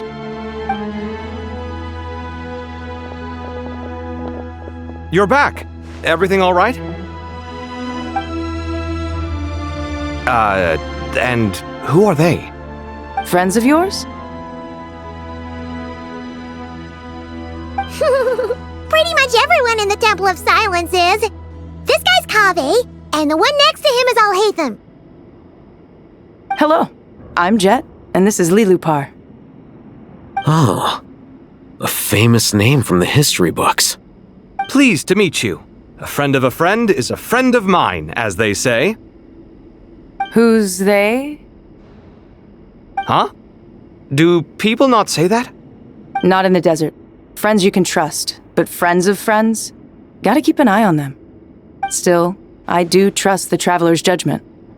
I'm sure you're good people. The sandstorms have calmed down. I take it the Gürabada problem is resolved? What did you find? And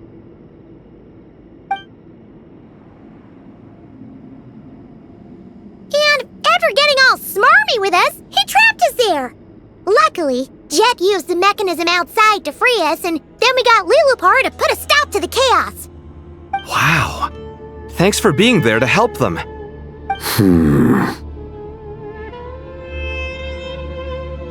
So, this mystery man openly admitted that he was merely a Harbinger subordinate. Yeah? Is there something weird about that?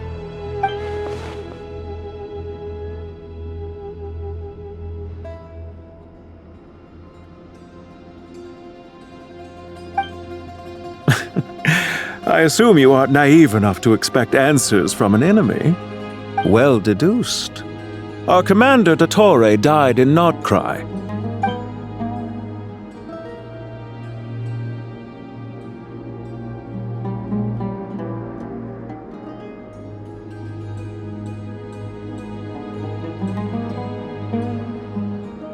Are you wondering about his true identity? Or do you think there's a big conspiracy behind all this? I wouldn't go as far as to call it a conspiracy. Just the simple fact that having someone to shift the blame on tends to prove useful should trouble come knocking later. The most important thing for now is to solve the immediate problem. Perhaps that man knew you wouldn't have the resources to investigate his background and so didn't put much effort into disguising himself. This is all getting a little cryptic for me. I'll let you guys talk while I take a walk with Lilupar. Jet? Aren't you with the Blazing Beasts? What a coincidence. Didn't expect to run into you here. We're mercs. You can run into us anywhere. Who's this with you? So, did you find the solution you were looking for in the Temple of Silence? You bet we did. This place is incredible. It has everything. So far, we've discussed a plan and verified its feasibility. Building a new system from scratch is out of the question. So our only option is to modify the Akasha using certain resources we hope to find in the mausoleum of King Deshret. According to certain sources in the Temple of Silence, there is a core device in King Deshret's mausoleum known as Aaru. Little is known about this device in academic circles, which suggests it was hidden quite effectively. If these sources prove correct, the energy contained within Aaru may be sufficient to power our Akasha renovation plan. However, this raises difficult questions regarding technological integration. The sages are still debating it. Yeah, but I'm sure they'll reach a compromise once they've argued it out. The people of the rainforest are always cautious when it comes to desert technology. But times of crisis like this leave us with little choice. Wait, Paimon has a question. Is this the same Aaru we've heard of before? It's sealed off, right? Some sort of prison where the Goat King, Ibis King, and Crocodile King are locked up. Well remembered. Yes, that's exactly right. According to our records, Aaru was the most brilliant creation King Deshret ever conceived of. Built by divine and mortal artisans working together. It was a miraculous accomplishment, and it lies hidden deep within the king's mausoleum to this day. That being said, what Aaru actually does and why it was built, those are deep secrets we are not privy to. Until recently, I wouldn't have been optimistic that the place even exists. The only reason I'm inclined to believe it now is because we heard it from the Ibis King Thoth himself at his temple. The tale of how the 3 retainers of Al-Akhmar were imprisoned in Aaru. Paimon totally gets that. When Paimon first heard about it, she thought it sounded pretty unbelievable too. Do you guys still remember that? The Ibis King told us they were trapped in Aaru and that they had to answer 3 questions to get out. I think I remember. What causes our rise and fall? What obliterates love and hate? And what determines truth and falsehood? Those were the 3 questions, right? Yeah. If only Nefer were here. She's dealt with the Ibis King before, so she might know more. Oh, Nefer's a friend we met in Notcry. Notcry? Funny. She showed up here earlier. Huh? Yeah. Had another lady with her, too. Both said they knew you. They contacted the sages, claiming they might be able to offer some assistance. Really? They came here to help out? Yes, really. It was just before you got back. One of them said she's made Notcry her home. If she's the person you were talking about, then... Looks like betting on Aaru was the right choice. See? They're right over there. Nicole! Nefer! Why, hello! We're here to help.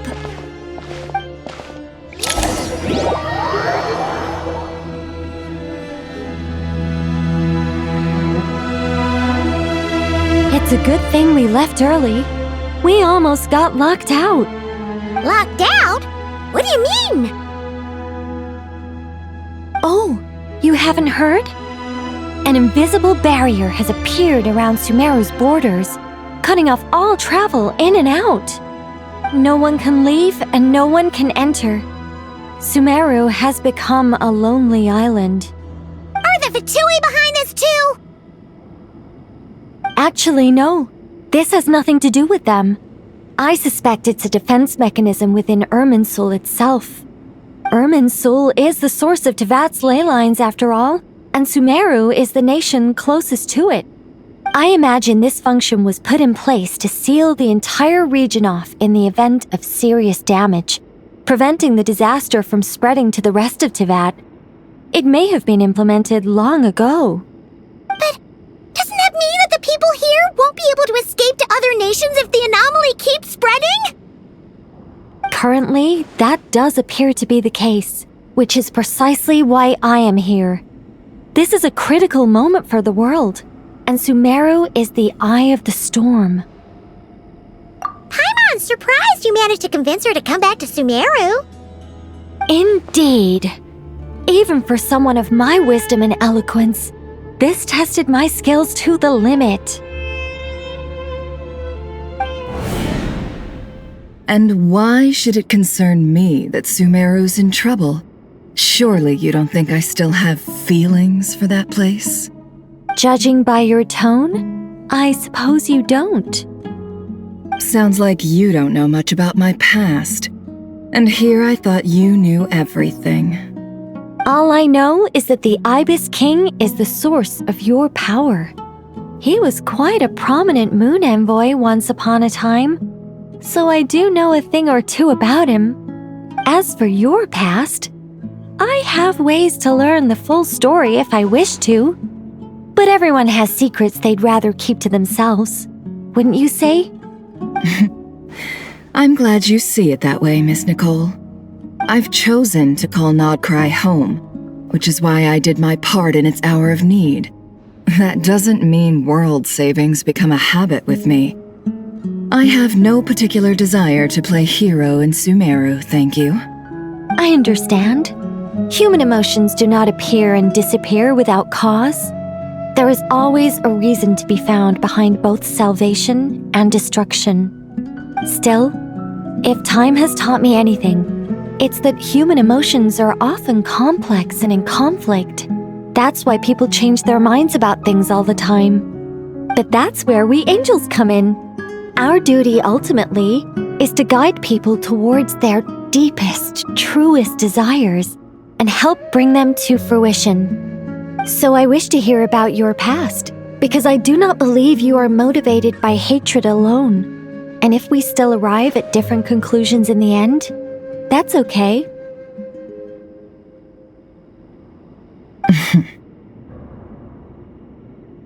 I refuse. Wait, what? But I set the atmosphere and everything. Isn't this supposed to be the moment when we finally open up to one another? Is it? Maybe I'm not so good at reading the atmosphere. You're right, Nicole. There's more to me than just hatred. Had it consumed me, I'd be left stuck in the past forever, never living in the present. But I don't think that your guidance can change my mind. The all-consuming sands, the bloodshed, both deserved and undeserved. Those old emotions cling to me like a shadow. Do you wish to shake them off? No. I hope to remember them forever. Those emotions and memories shaped me into the person I am today. They'll always be a part of me. In that case, would you like to hear my perspective, at least? Sure. It's not every day you get to hear an angel's opinion. A long, long time ago, when the angels still walked freely upon the earth, I found life tedious.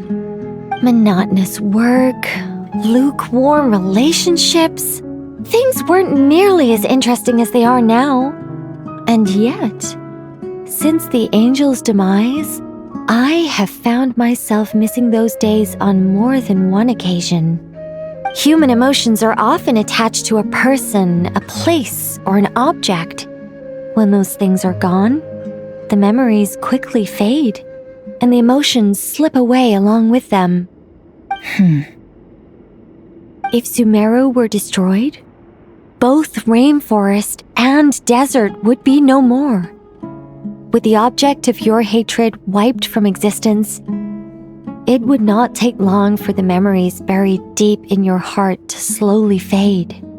Both love and hate are intense emotions, but they are nothing compared to the void left behind when they disappear. Most sophisticated, Miss Nicole. But anyone focused on the future could only ever applaud the destruction of the things they hate. Still, I'm a special case. Someone once told me that human memory is more selective than a Mora-hungry merchant choosing between customers. We all need a reality check once in a while, so we don't forget the truth. As much as I dislike Sumero, this is no way for it to perish. All right, you win. I'll help you out a little, but I won't work for free. How much will you need? You're not gonna milk this for all it's worth, are you? What do you think? I'll be upfront with you. I don't have much more on me. If that's what you need, I could borrow some from Alice.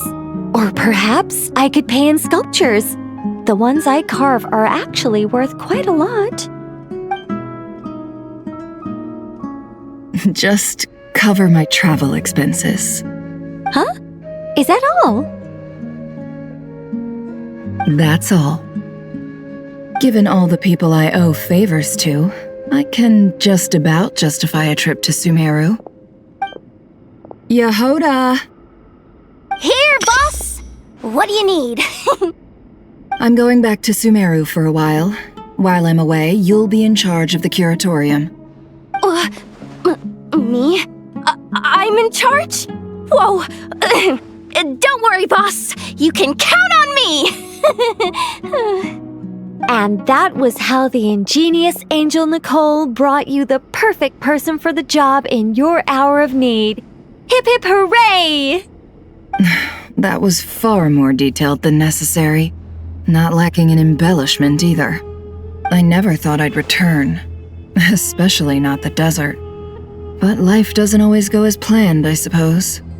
What's Candace up to? I don't think I've seen her yet. She is still taking care of things in Aaru village. Should be joining us before too long.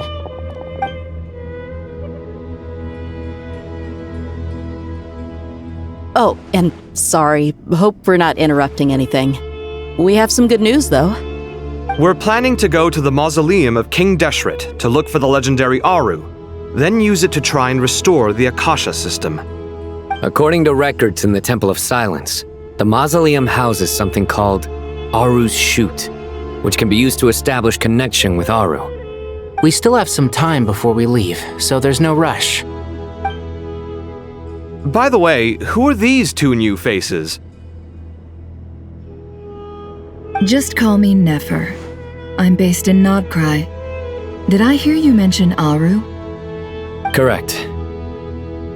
Well, I happen to have a connection with one of the 3 retainers imprisoned inside, the Ibis King. I'm here to get things done, so if you don't mind, I think I should come with you. That sounds perfect. Miss Nefer, are you from the desert by any chance? Why do you ask? I don't know. There's a familiar air about you. Plus, you mentioned Candace. Sorry, I don't mean to pry. It was just a random thought. I'm Dia, an Eremite mercenary. My work usually keeps me out in the desert. I'm on good terms with Dory, and she's mentioned you all before. It's nice to finally put faces to the names. However, my associate here is probably less well acquainted with you. Why don't you all introduce yourselves? Actually, I'm a little better acquainted than you might think. Huh. Are my eyes playing tricks on me? It looked like you spoke without moving your mouth. Ventriloquism. I have heard tell of it before. What is it, Kale? It's you! You're the voice who's been speaking in my head, aren't you? You encouraged me to report my dreams to the Dendro Archon, and got me to recite that magic prayer. I have many titles, but let's go with the most pertinent one. I am Nicole Rain, an angel who has lived since ancient times. An angel? Sounds like a big deal, but, what exactly is an angel? Well, we're a rather long-living race of beings. Not gods, technically, but we can still tell you a lot of stories from ancient history. Yep, and she's also an amazing sculptor. You could say she's a real creative type. Well, ma'am, if both the Traveler and Paimon give you rave reviews, you must be pretty impressive. Oh, please don't call me ma'am. I find it so awkward when people get too formal with me. Just relax and be yourselves. No need to be nervous. Miss Nicole, if it's okay, could I ask you a few questions? Yes, you may. I can see your heart is filled with confusion, and you are desperate for answers. I also know which questions you want to ask me. Why did you dream of Sumero City in disarray? Why did those verses soothe the djinn only when recited by you? I can guide you to the truth, but it involves a personal secret of yours. I'd prefer to speak with you alone, if possible. I thought we were going to speak alone. This is a lot more people than I was expecting. What's wrong with it? Even the doctors at Dar al-Shifa allow patients to be accompanied by family members. Well, if Kale doesn't mind her secret being revealed, I have no problem with it. Thanks for being so considerate, Miss Nicole. I don't know what secret you mean, but whatever it is, there's no need for me to hide it from my closest friends. Closest friends? It's so nice to hear that. All right. In that case, I'll get right to it. Kale, are you aware that there are god remains inside your body? I am. When I was young, I got sick with Elazar. Nothing could cure it. The Fatui convinced my mom and dad that they could help, and I was sent to an unfamiliar place. There were a lot of other kids just like me there. This creepy guy injected us with some strange medicine, which I heard contained god remains. I can still remember the pain like it was yesterday.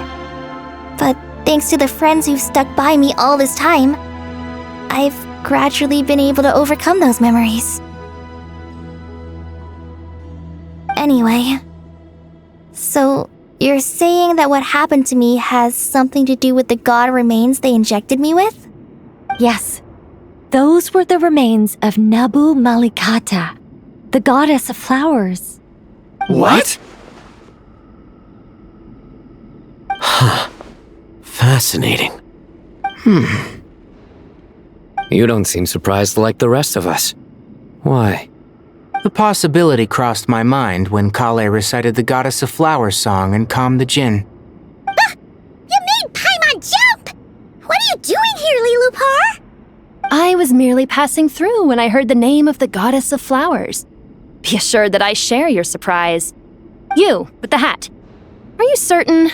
I sense no trace of the Lord of Flowers within her. Well, it is a very small fragment. Unless special methods are used to manifest its power, even her closest acquaintances would find it near impossible to detect. After the goddess passed away, her remains were scattered across the desert. King Deshret gathered all the pieces he could find and buried them in the eternal oasis.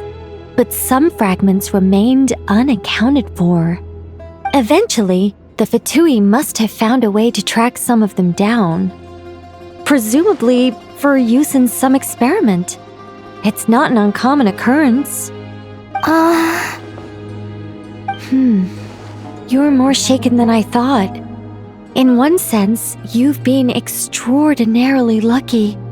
So many people who yearn for this kind of power never attain it, yet you have coexisted with her all this time without even realizing it. I don't know what to say. I'm glad that I could help everyone with this power, really. But knowing that a fragment of the Goddess of Flowers is inside my body is... it's a strange feeling. Well, people value their autonomy very highly. Even a well-intentioned intruder can shake one's sense of self. I understand how you feel, Kale. But once you get used to it, you'll find it's nothing to be concerned about. I guess you of all people have a good reason to speak on this. 2 good reasons, in fact. Incidentally, 3 is the maximum number of Hermanubis' Ba fragments that I could bear. Let me guess. Because 2's company but 3's a crowd? Thanks for helping to explain the joke, Tainari. Not my intention. Goddess preserve me. I should take my leave. This boy in his wolf's head hat speaks much too differently from the Hermanubis I remember.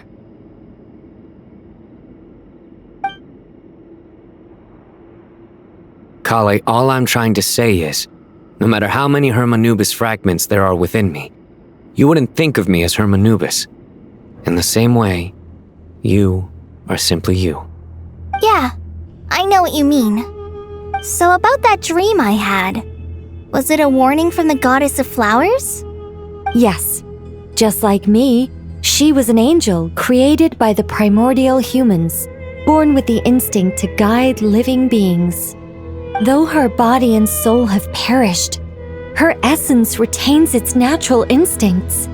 Even her smallest remaining fragments would do their utmost to send you that warning. The Mother of Dreams? Lord of Flowers and Oases? She must have had a premonition. That is why she gave that dream to you. We won't let our efforts go to waste. But I still don't understand. Why me? Yes. Why indeed? You weren't the only one injected with God remains, but only in you have her fragments persisted. I suspect it may be because of the firm will you showed in the face of suffering. She was likely assimilated by that will. Of course, this doesn't mean you have to shoulder any extra responsibility. As this young man said, you are who you are, and that will not change. All right, any further questions from the family members of the patient? If not, we should head to the mausoleum of King Deshret. Let's move out. Time to put our plan into action. We all hope it'll work. But will we really be able to open Aaru? And even if all 7 pillars of King Deshret agree to let us proceed, the scale of the work to follow is daunting to say the least. Haven't you handled other big projects before? I mean, the biggest project I've worked on to date is probably the Palace of Alcazarzaray, I guess? But this is orders of magnitude beyond that. It's a total nightmare. Look on the bright side. At least this time you're actually here when Sumero needs you most. You won't have to come asking me for details after the fact.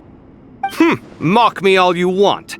But now that I'm here, things will be resolved far more quickly and smoothly than last time. Kave's self-doubt disappeared in an instant. Like magic. Well, this confidence is most gladdening. Now, go and pack your things. We'll head to the mausoleum as soon as you're ready.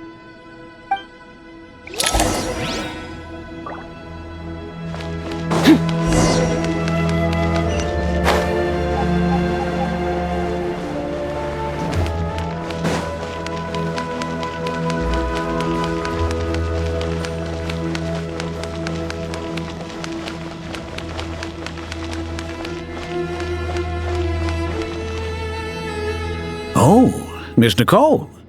I heard you're a very talented sculptor. Is that true?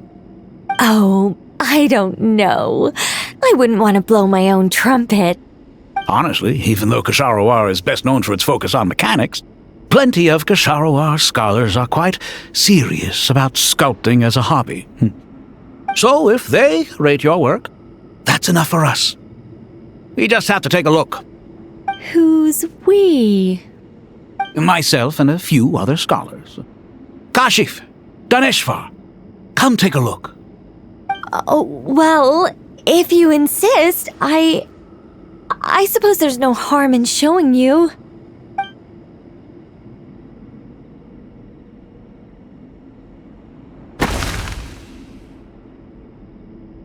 Whoa! Where did that come from? Look at the level of detail. It's so lifelike.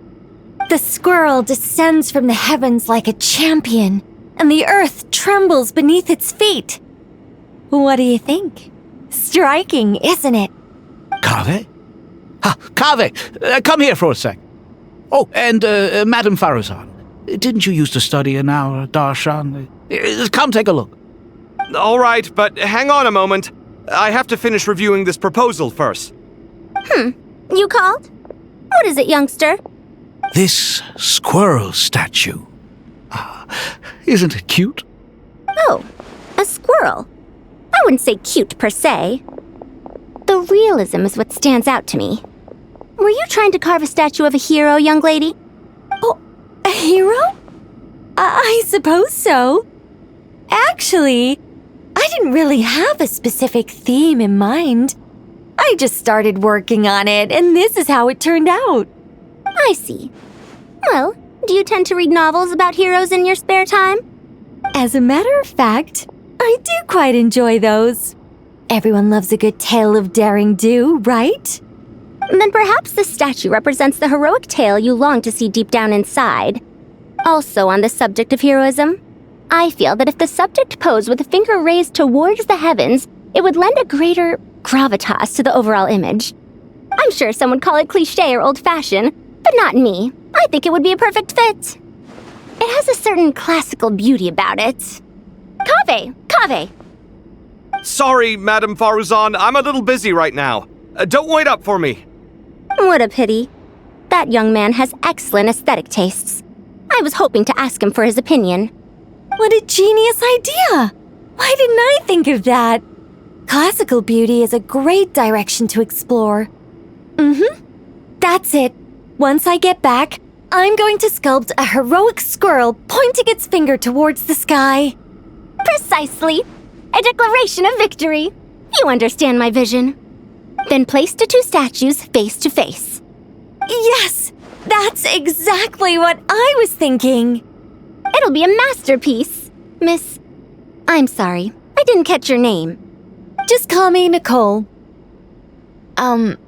Madame Faruzan? Was it? What? No. That wouldn't be right.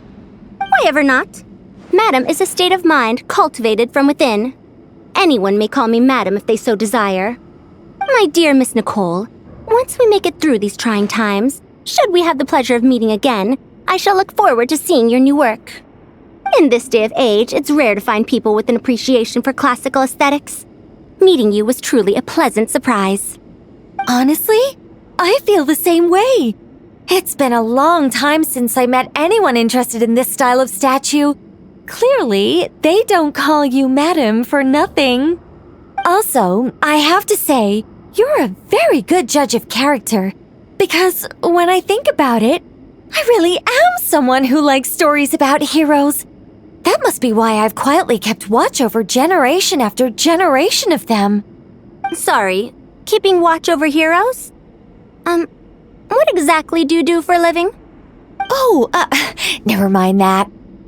Let's not tell Madame Farrouzan about Miss Nicole's true identity for now. Good idea. Let's limit the conversation to aesthetics.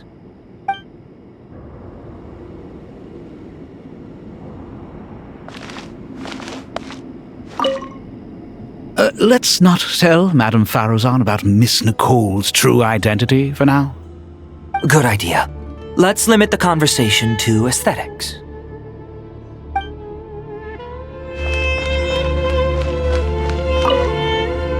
What's wrong? You look a little depressed.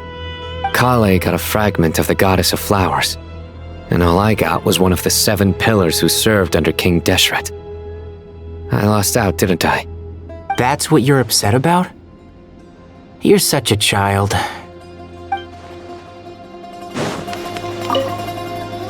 Oh, so many books. More than I could ever read in my life. But I've learned a lot that the textbooks could never teach me. I never realized that people in the distant past thought about some of the same questions we ponder today.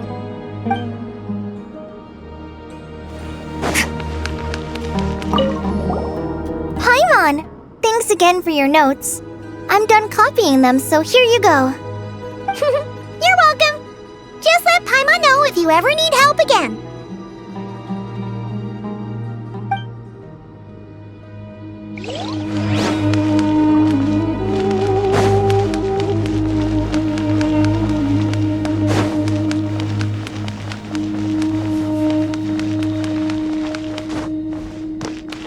Good to finally meet you in the flesh. It's a little surreal seeing you here after exchanging letters for so long. In my head, the boss of the Curatorium of Secrets didn't look so young. Sounds like you have some history then? Any budding mercenary group needs a steady supply of intel. They, in turn, can prove an exceptional source of the same. The Curatorium of Secrets is happy to cooperate with friends from all over the world. If you're interested, you'd be very welcome to join our network too, Miss Dia. Can't say no to a solid partnership, especially out here in the desert. Having intel can mean the difference between life and death.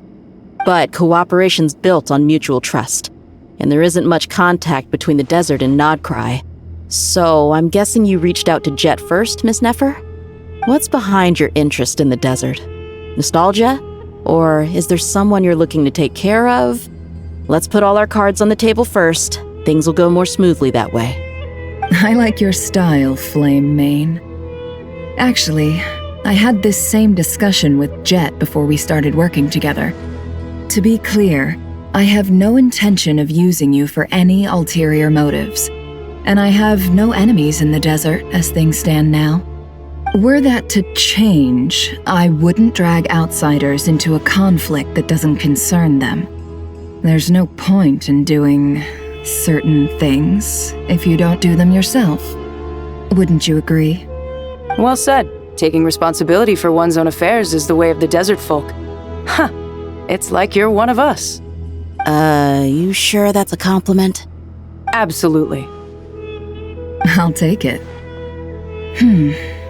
Perhaps we can discuss our cooperation in more detail now?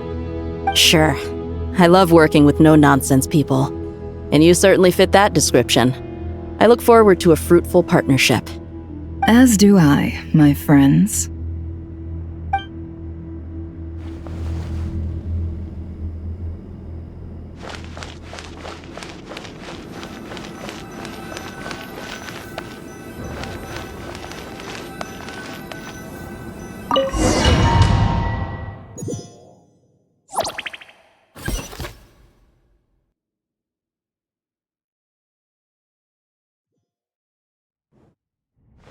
I hope everyone's ready.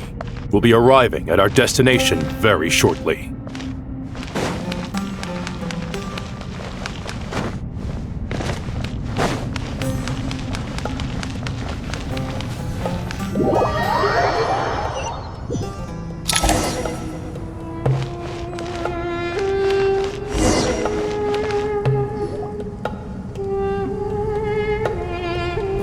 Why, we've not seen so many visitors ever, really. What is this place now, a tourist attraction? Closer inspection reveals many familiar faces. To what do we dusty old fellows owe the honor? Surely you're not just here to chat. You surmise correctly. We are here to carry out a rather enormous project. Ho, enormous, you say? How large, then? Larger than the gaping void in our lives? Why, you've even put a smile on Goatee and Crocco's faces. All this activity is making for quite the special day.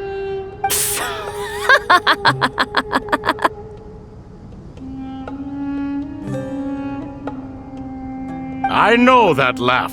Lilapar? What on earth are you doing here? Oh, this is hilarious. Turns out good things really do come to those who wait, as long as you stay alive long enough. When did you three get locked up in here? And still you act all high and mighty, putting on a show for the younglings. Truly hysterical. Why, you... Yes, I know, no need to shout. You're right, Lilupar. Goatee, Crocco, and I all have the same problem. But didn't King Deshret seal you away? How did you break free, and how did you get in here? Who knows? Perhaps you can ask my master one day, should you ever get the chance. Behold, the executioners of old. Some have turned into fragments residing in human bodies, and others are imprisoned eternally, leaving not a single shard behind. It's almost tragic, watching lowly prisoners like you act all self-important. Curiosity gnaws at you, doesn't it? Your interest in the outside world threatens to burst you at the seams. Turf. I'm starting to take a liking to this magic bottle lady. Time is of the essence. Let's get down to business. We come to you, O three ancient lords, to request your assistance on behalf of the Academia. If we can help you regain your freedom, then please consider lending us your aid. As for precisely what we need your help with, it's a long story. So, to demonstrate our sincerity, we are prepared to first resolve the problems that plague the three of you. All right, stop arguing, Crocco. And Goatee, don't you start. What's the harm in letting her speak? It's not worth getting so angry about. Forget about her. The three questions are the crucial thing here. But do you really have a way to answer them? You once answered the final question, Nefer, but the seal did not open.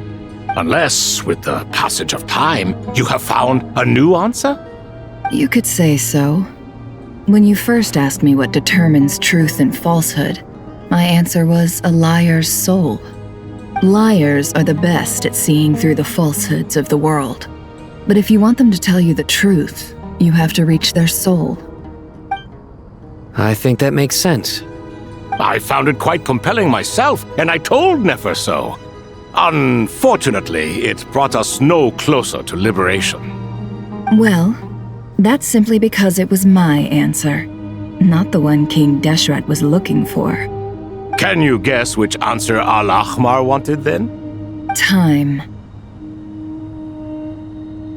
And that's not only the answer to the final question, it's the answer to all three of them. All things wax and wane with the passage of time. Love and hate eventually fade into nothing. Current affairs are always fraught with conflict and controversy. Only time can distinguish between right and wrong. You once described King Deshret as a proud man. I'd say that the prouder someone is, the more inclined they are to believe that only time is qualified to be their judge. Time. Well. Indeed, perhaps in building Aaru, Our king was in fact attempting to reverse time, to bring love and hate, right and wrong, the rise and fall of all things back to their point of origin.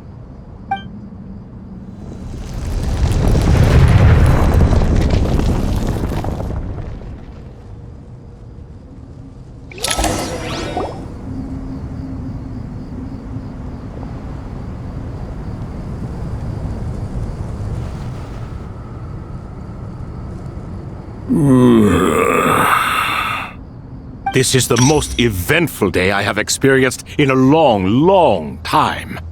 You have my sincere gratitude.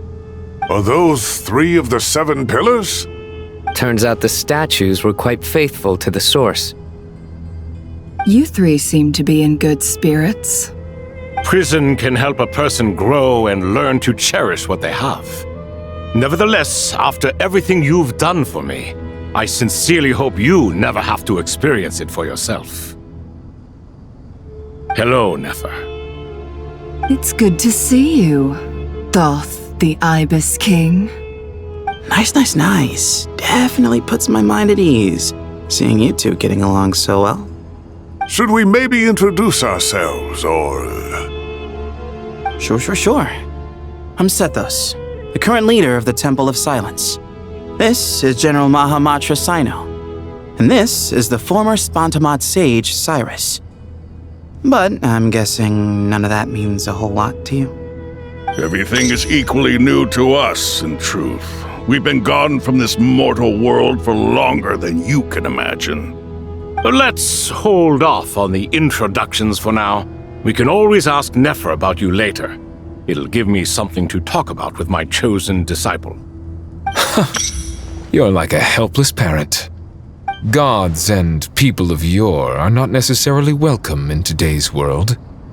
Self-awareness is one of my finest qualities. I thought I ought to share its fruits with you 2. Is that so? Well, I think we'll take it in stride, just as we did with the 3 questions. Let's not forget, it was my persistence that won you both your freedom. Fair point. I have to applaud your persistence. And I must praise you for your wisdom. Now, state your wishes, young ones. I'm sorry? Why, your tremendous accomplishments deserve a reward, do they not? You must let us do something for you in return. General Mahamatra, what do you think? I won't beat around the bush. Sumero is facing a crisis the likes of which have never been seen before, and we need your help. Every calamity throughout the ages has been connected to us in one way or another, whether we were its cause or consequence. Whatever is wrong with Irminsul, it severely affected the Dendro Archon. She fell into a coma and is currently receiving treatment from the Dendro Dragon. The Dendro Dragon? I'm sorry, the Dendro Dragon is helping to heal the Dendro Archon? Not a pep, surely. Not vicious, cruel a pep who possesses no virtues aside from her basic instincts. Good heavens. I shudder to think what could have caused Lesser Lord Kusanali to suffer such a plight. Still, why would the Dendro Dragon lend you her aid? She has always held nothing but contempt for the Archons.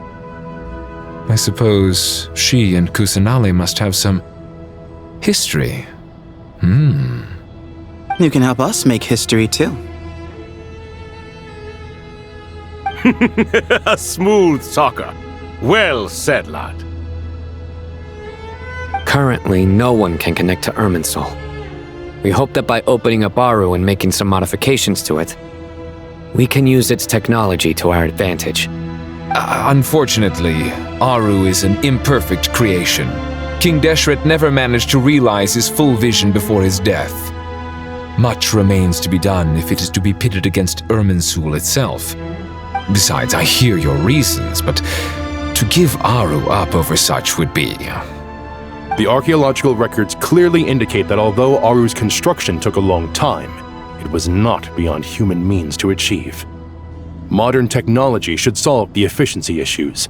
We have no choice but to go all in on this. This is by no means a threat. But the only reason we helped you escape from Aaru was to gain the necessary leverage to negotiate with you. You asked us to state our wishes, and we have. Each one of us here needs your help, as do all the thousands of people living in Sumero. They need you, and they need Aaru. What do we think, my fellow old fogies?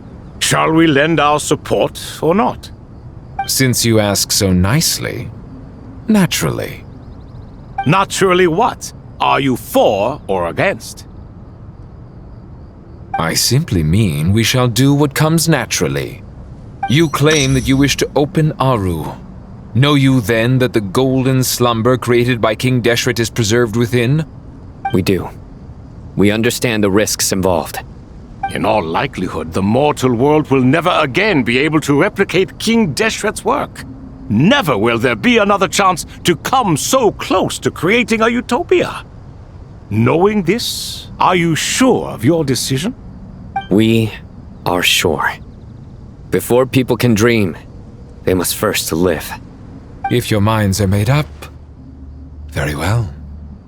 We shall summon our erstwhile colleagues to discuss this further. Saint Shezepank, Saint Bennu, once you surrendered to silence and were buried with King Deshret. But now, we invoke the right to awaken you with our voices.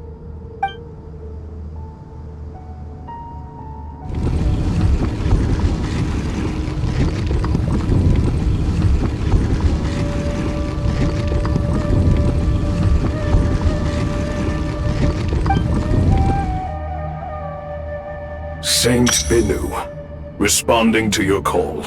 3 kings detected. Initiating autonomous will. Saint Shezepank, responding to your call. 3 kings detected. Initiating autonomous will. Ah, Lord Herreshoff. What a long time it has been. I trust you are keeping well. Then your trust in my well-being has long outlived your physical body. You have always opened with that same phrase, in life, death, and now even beyond.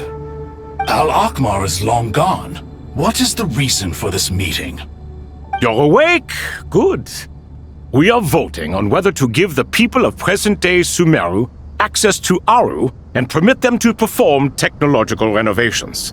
You have the right to support or oppose the motion. Aaru is the pride of Al-Akhmar.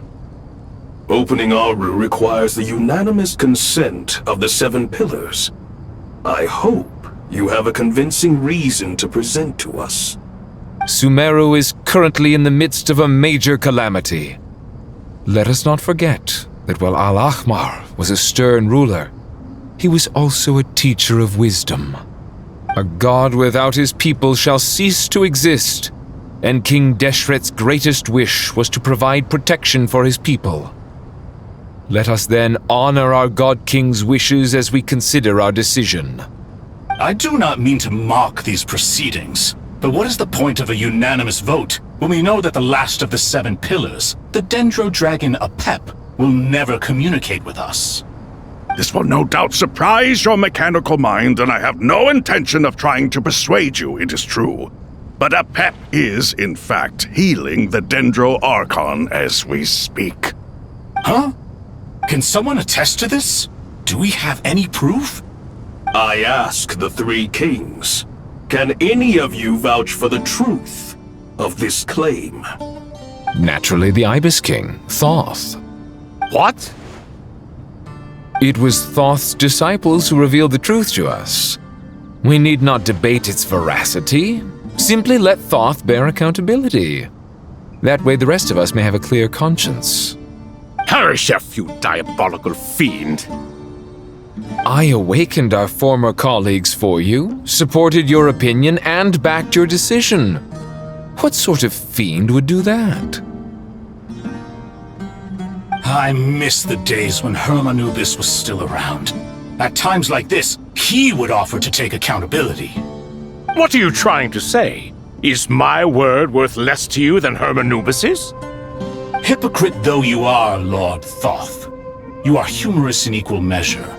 How could we bear not to associate with a character such as you? I, Saint Shezpank, approve the Goat King's proposal. Since King Deshret is no more, we shall receive no reprimand for acting beyond our remit. Nevertheless, I sincerely hope that those before us understand the significance of what they intend to do. Remember, the moment that Aaru is liberated, the myriad souls residing within the golden slumber will return to the ley lines. And once the ley lines flow again, these souls shall in turn be received by Irminsul. To take this step is to bring the perfect afterlife created by our king to a permanent end. We understand that well, and we have decided to proceed regardless.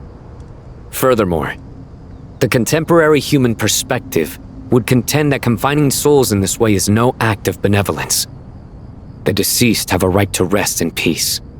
King Deshret's creation is clearly a place of rest and peace. It is just that many do not see it this way. But no matter. Saint Binu approves. Hermanubis' representative and the Dendro Dragon Apep made their choice ahead of time, while the Goat King, Ibis King, and Crocodile King have also granted permission to liberate Aaru.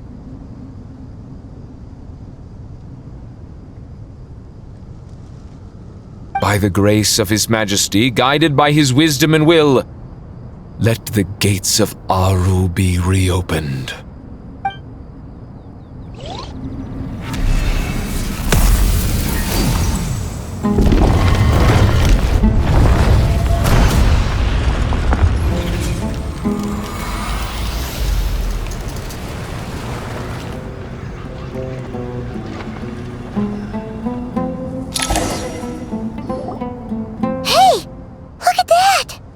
What's this? Are we under attack?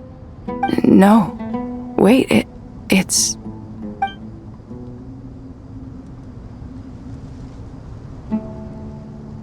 Here you are. Through the sands of time. I see you. Father. Father, is it really you? It's Jet's father, Jibriel! That's right! He entered the golden slumber, didn't he? I smell blood and sand on you. You've grown, strong as a wild beast, and without shedding a tear. You have to leave, don't you? Please, just answer me this. What should I do for you? This meeting is a blessing from the gods.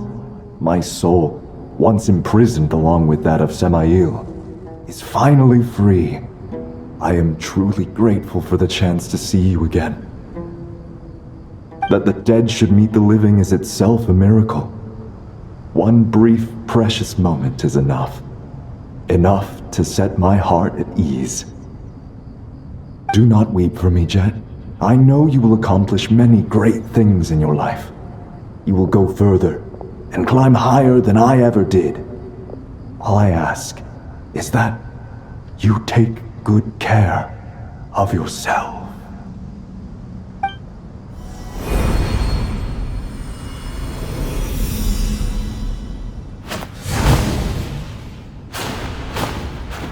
Father! Father! Father. Hey, Jet. Do you want something to eat? Maybe it'll help you feel better. I'm fine. Thanks, Paimon. It was just a little sudden. The chance to see my father again meant the world to me. He was trapped in the golden slumber for our sake. And now, after all this time, he can finally rest in peace. I'm glad. It's a huge relief. You've grown strong, Jet. More than enough to fend for yourself. Yeah. I'll leave the past in my memory where it belongs. my family, the good times and the bad. Goodbye, Father.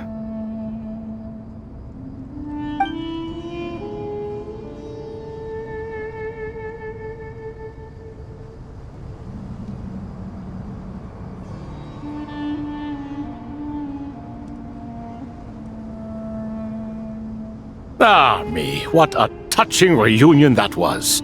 It seems we did a good deed today.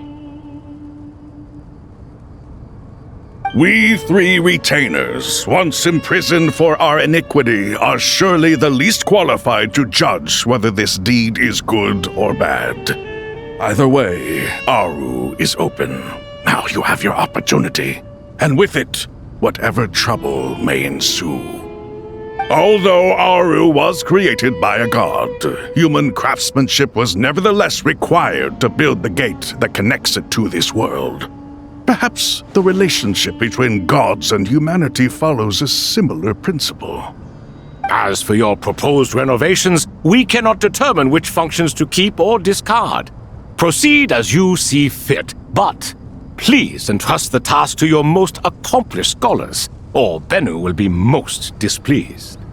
It matters not. The Ibis King shall be accountable if any problems arise. Ibis, you chose to take on disciples, and so it follows that you must accept the risks of associating with humans. If I'd known you'd be like this, I would have locked all of you away in Aaru, never to leave again for all eternity. All of us? What does this have to do with me? Vilify me no further. Scholars, since you have liberated Aaru, allow me to present you with a gift. Using Aaru's power, we shall install a defense mechanism at our king's mausoleum. You must be guarded even against Irminsul itself. This shall afford you some convenience. Unseen and unheard. From this moment forth, none may by sight or hearing perceive anything said or done within the mausoleum. Amazing. And all this is achieved just with the power of Aaru? With technology from the heavens, the possibilities are endless. Just because King Deshret did not use it for this purpose does not mean that it cannot be done. So, marvel away. This is the reward you have earned. All right. Well, that resolves the issue of confidentiality. What about the technical side? Do we have the manpower? Why, yes. I've already contacted them. They'll be here soon.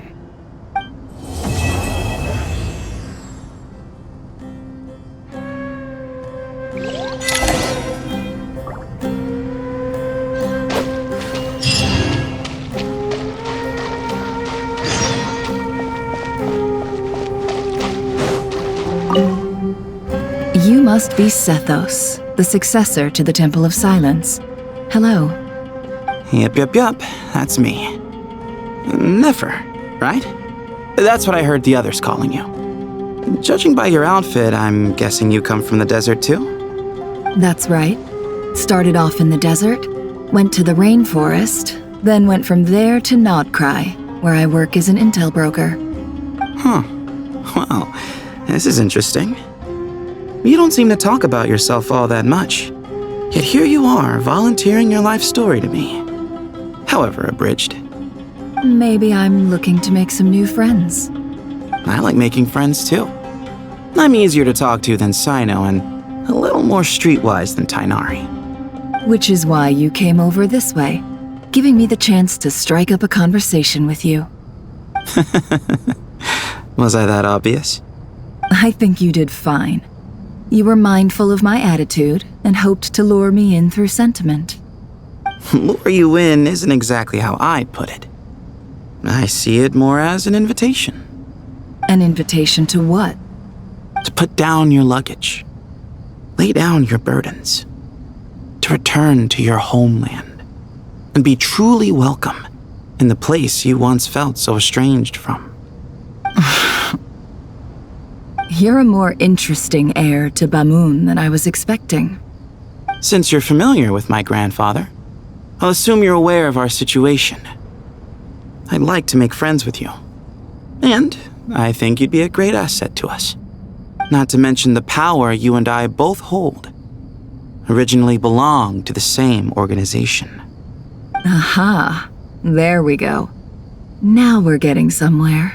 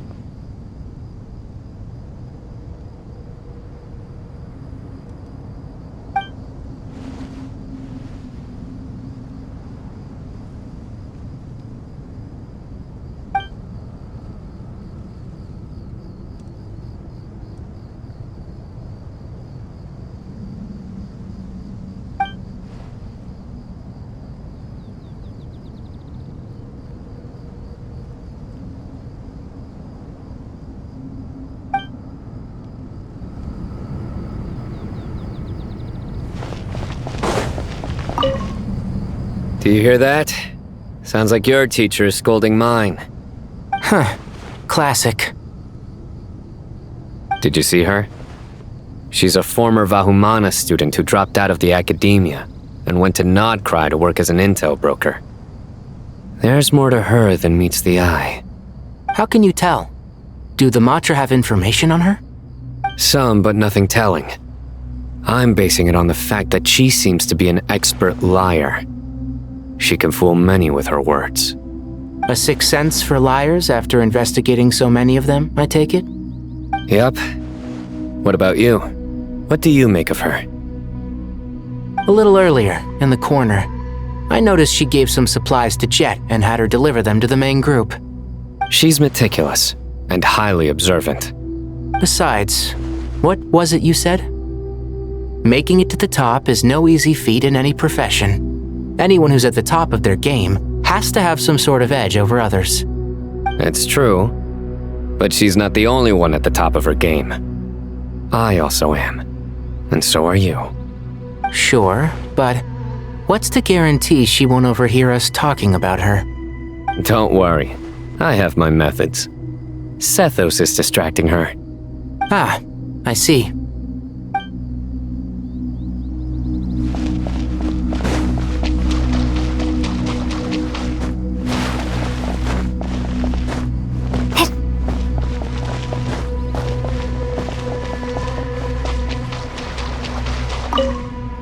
As I thought, the so-called 7 pillars of King Deshret are as underwhelming as ever.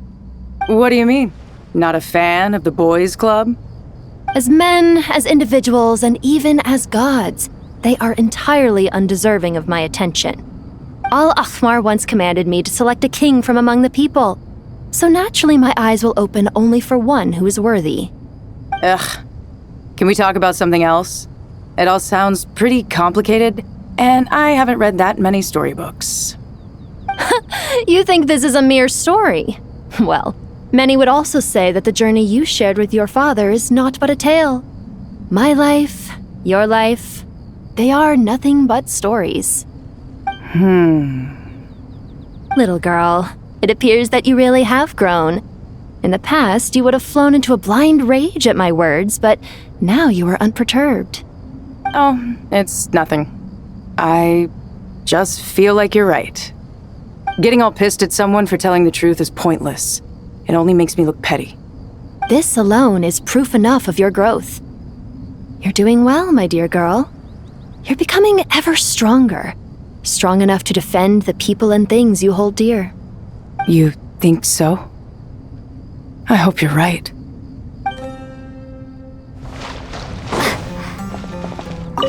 Ah, fresh air. A wondrous feeling. Naturally. I have a sudden urge to stretch my legs. Can anyone recommend a suitable leisure activity? I might have had some recommendations for you were this the past, but here and now, for someone who has just left prison, there could be no greater joy than simply being outside of it at last. I could not agree more.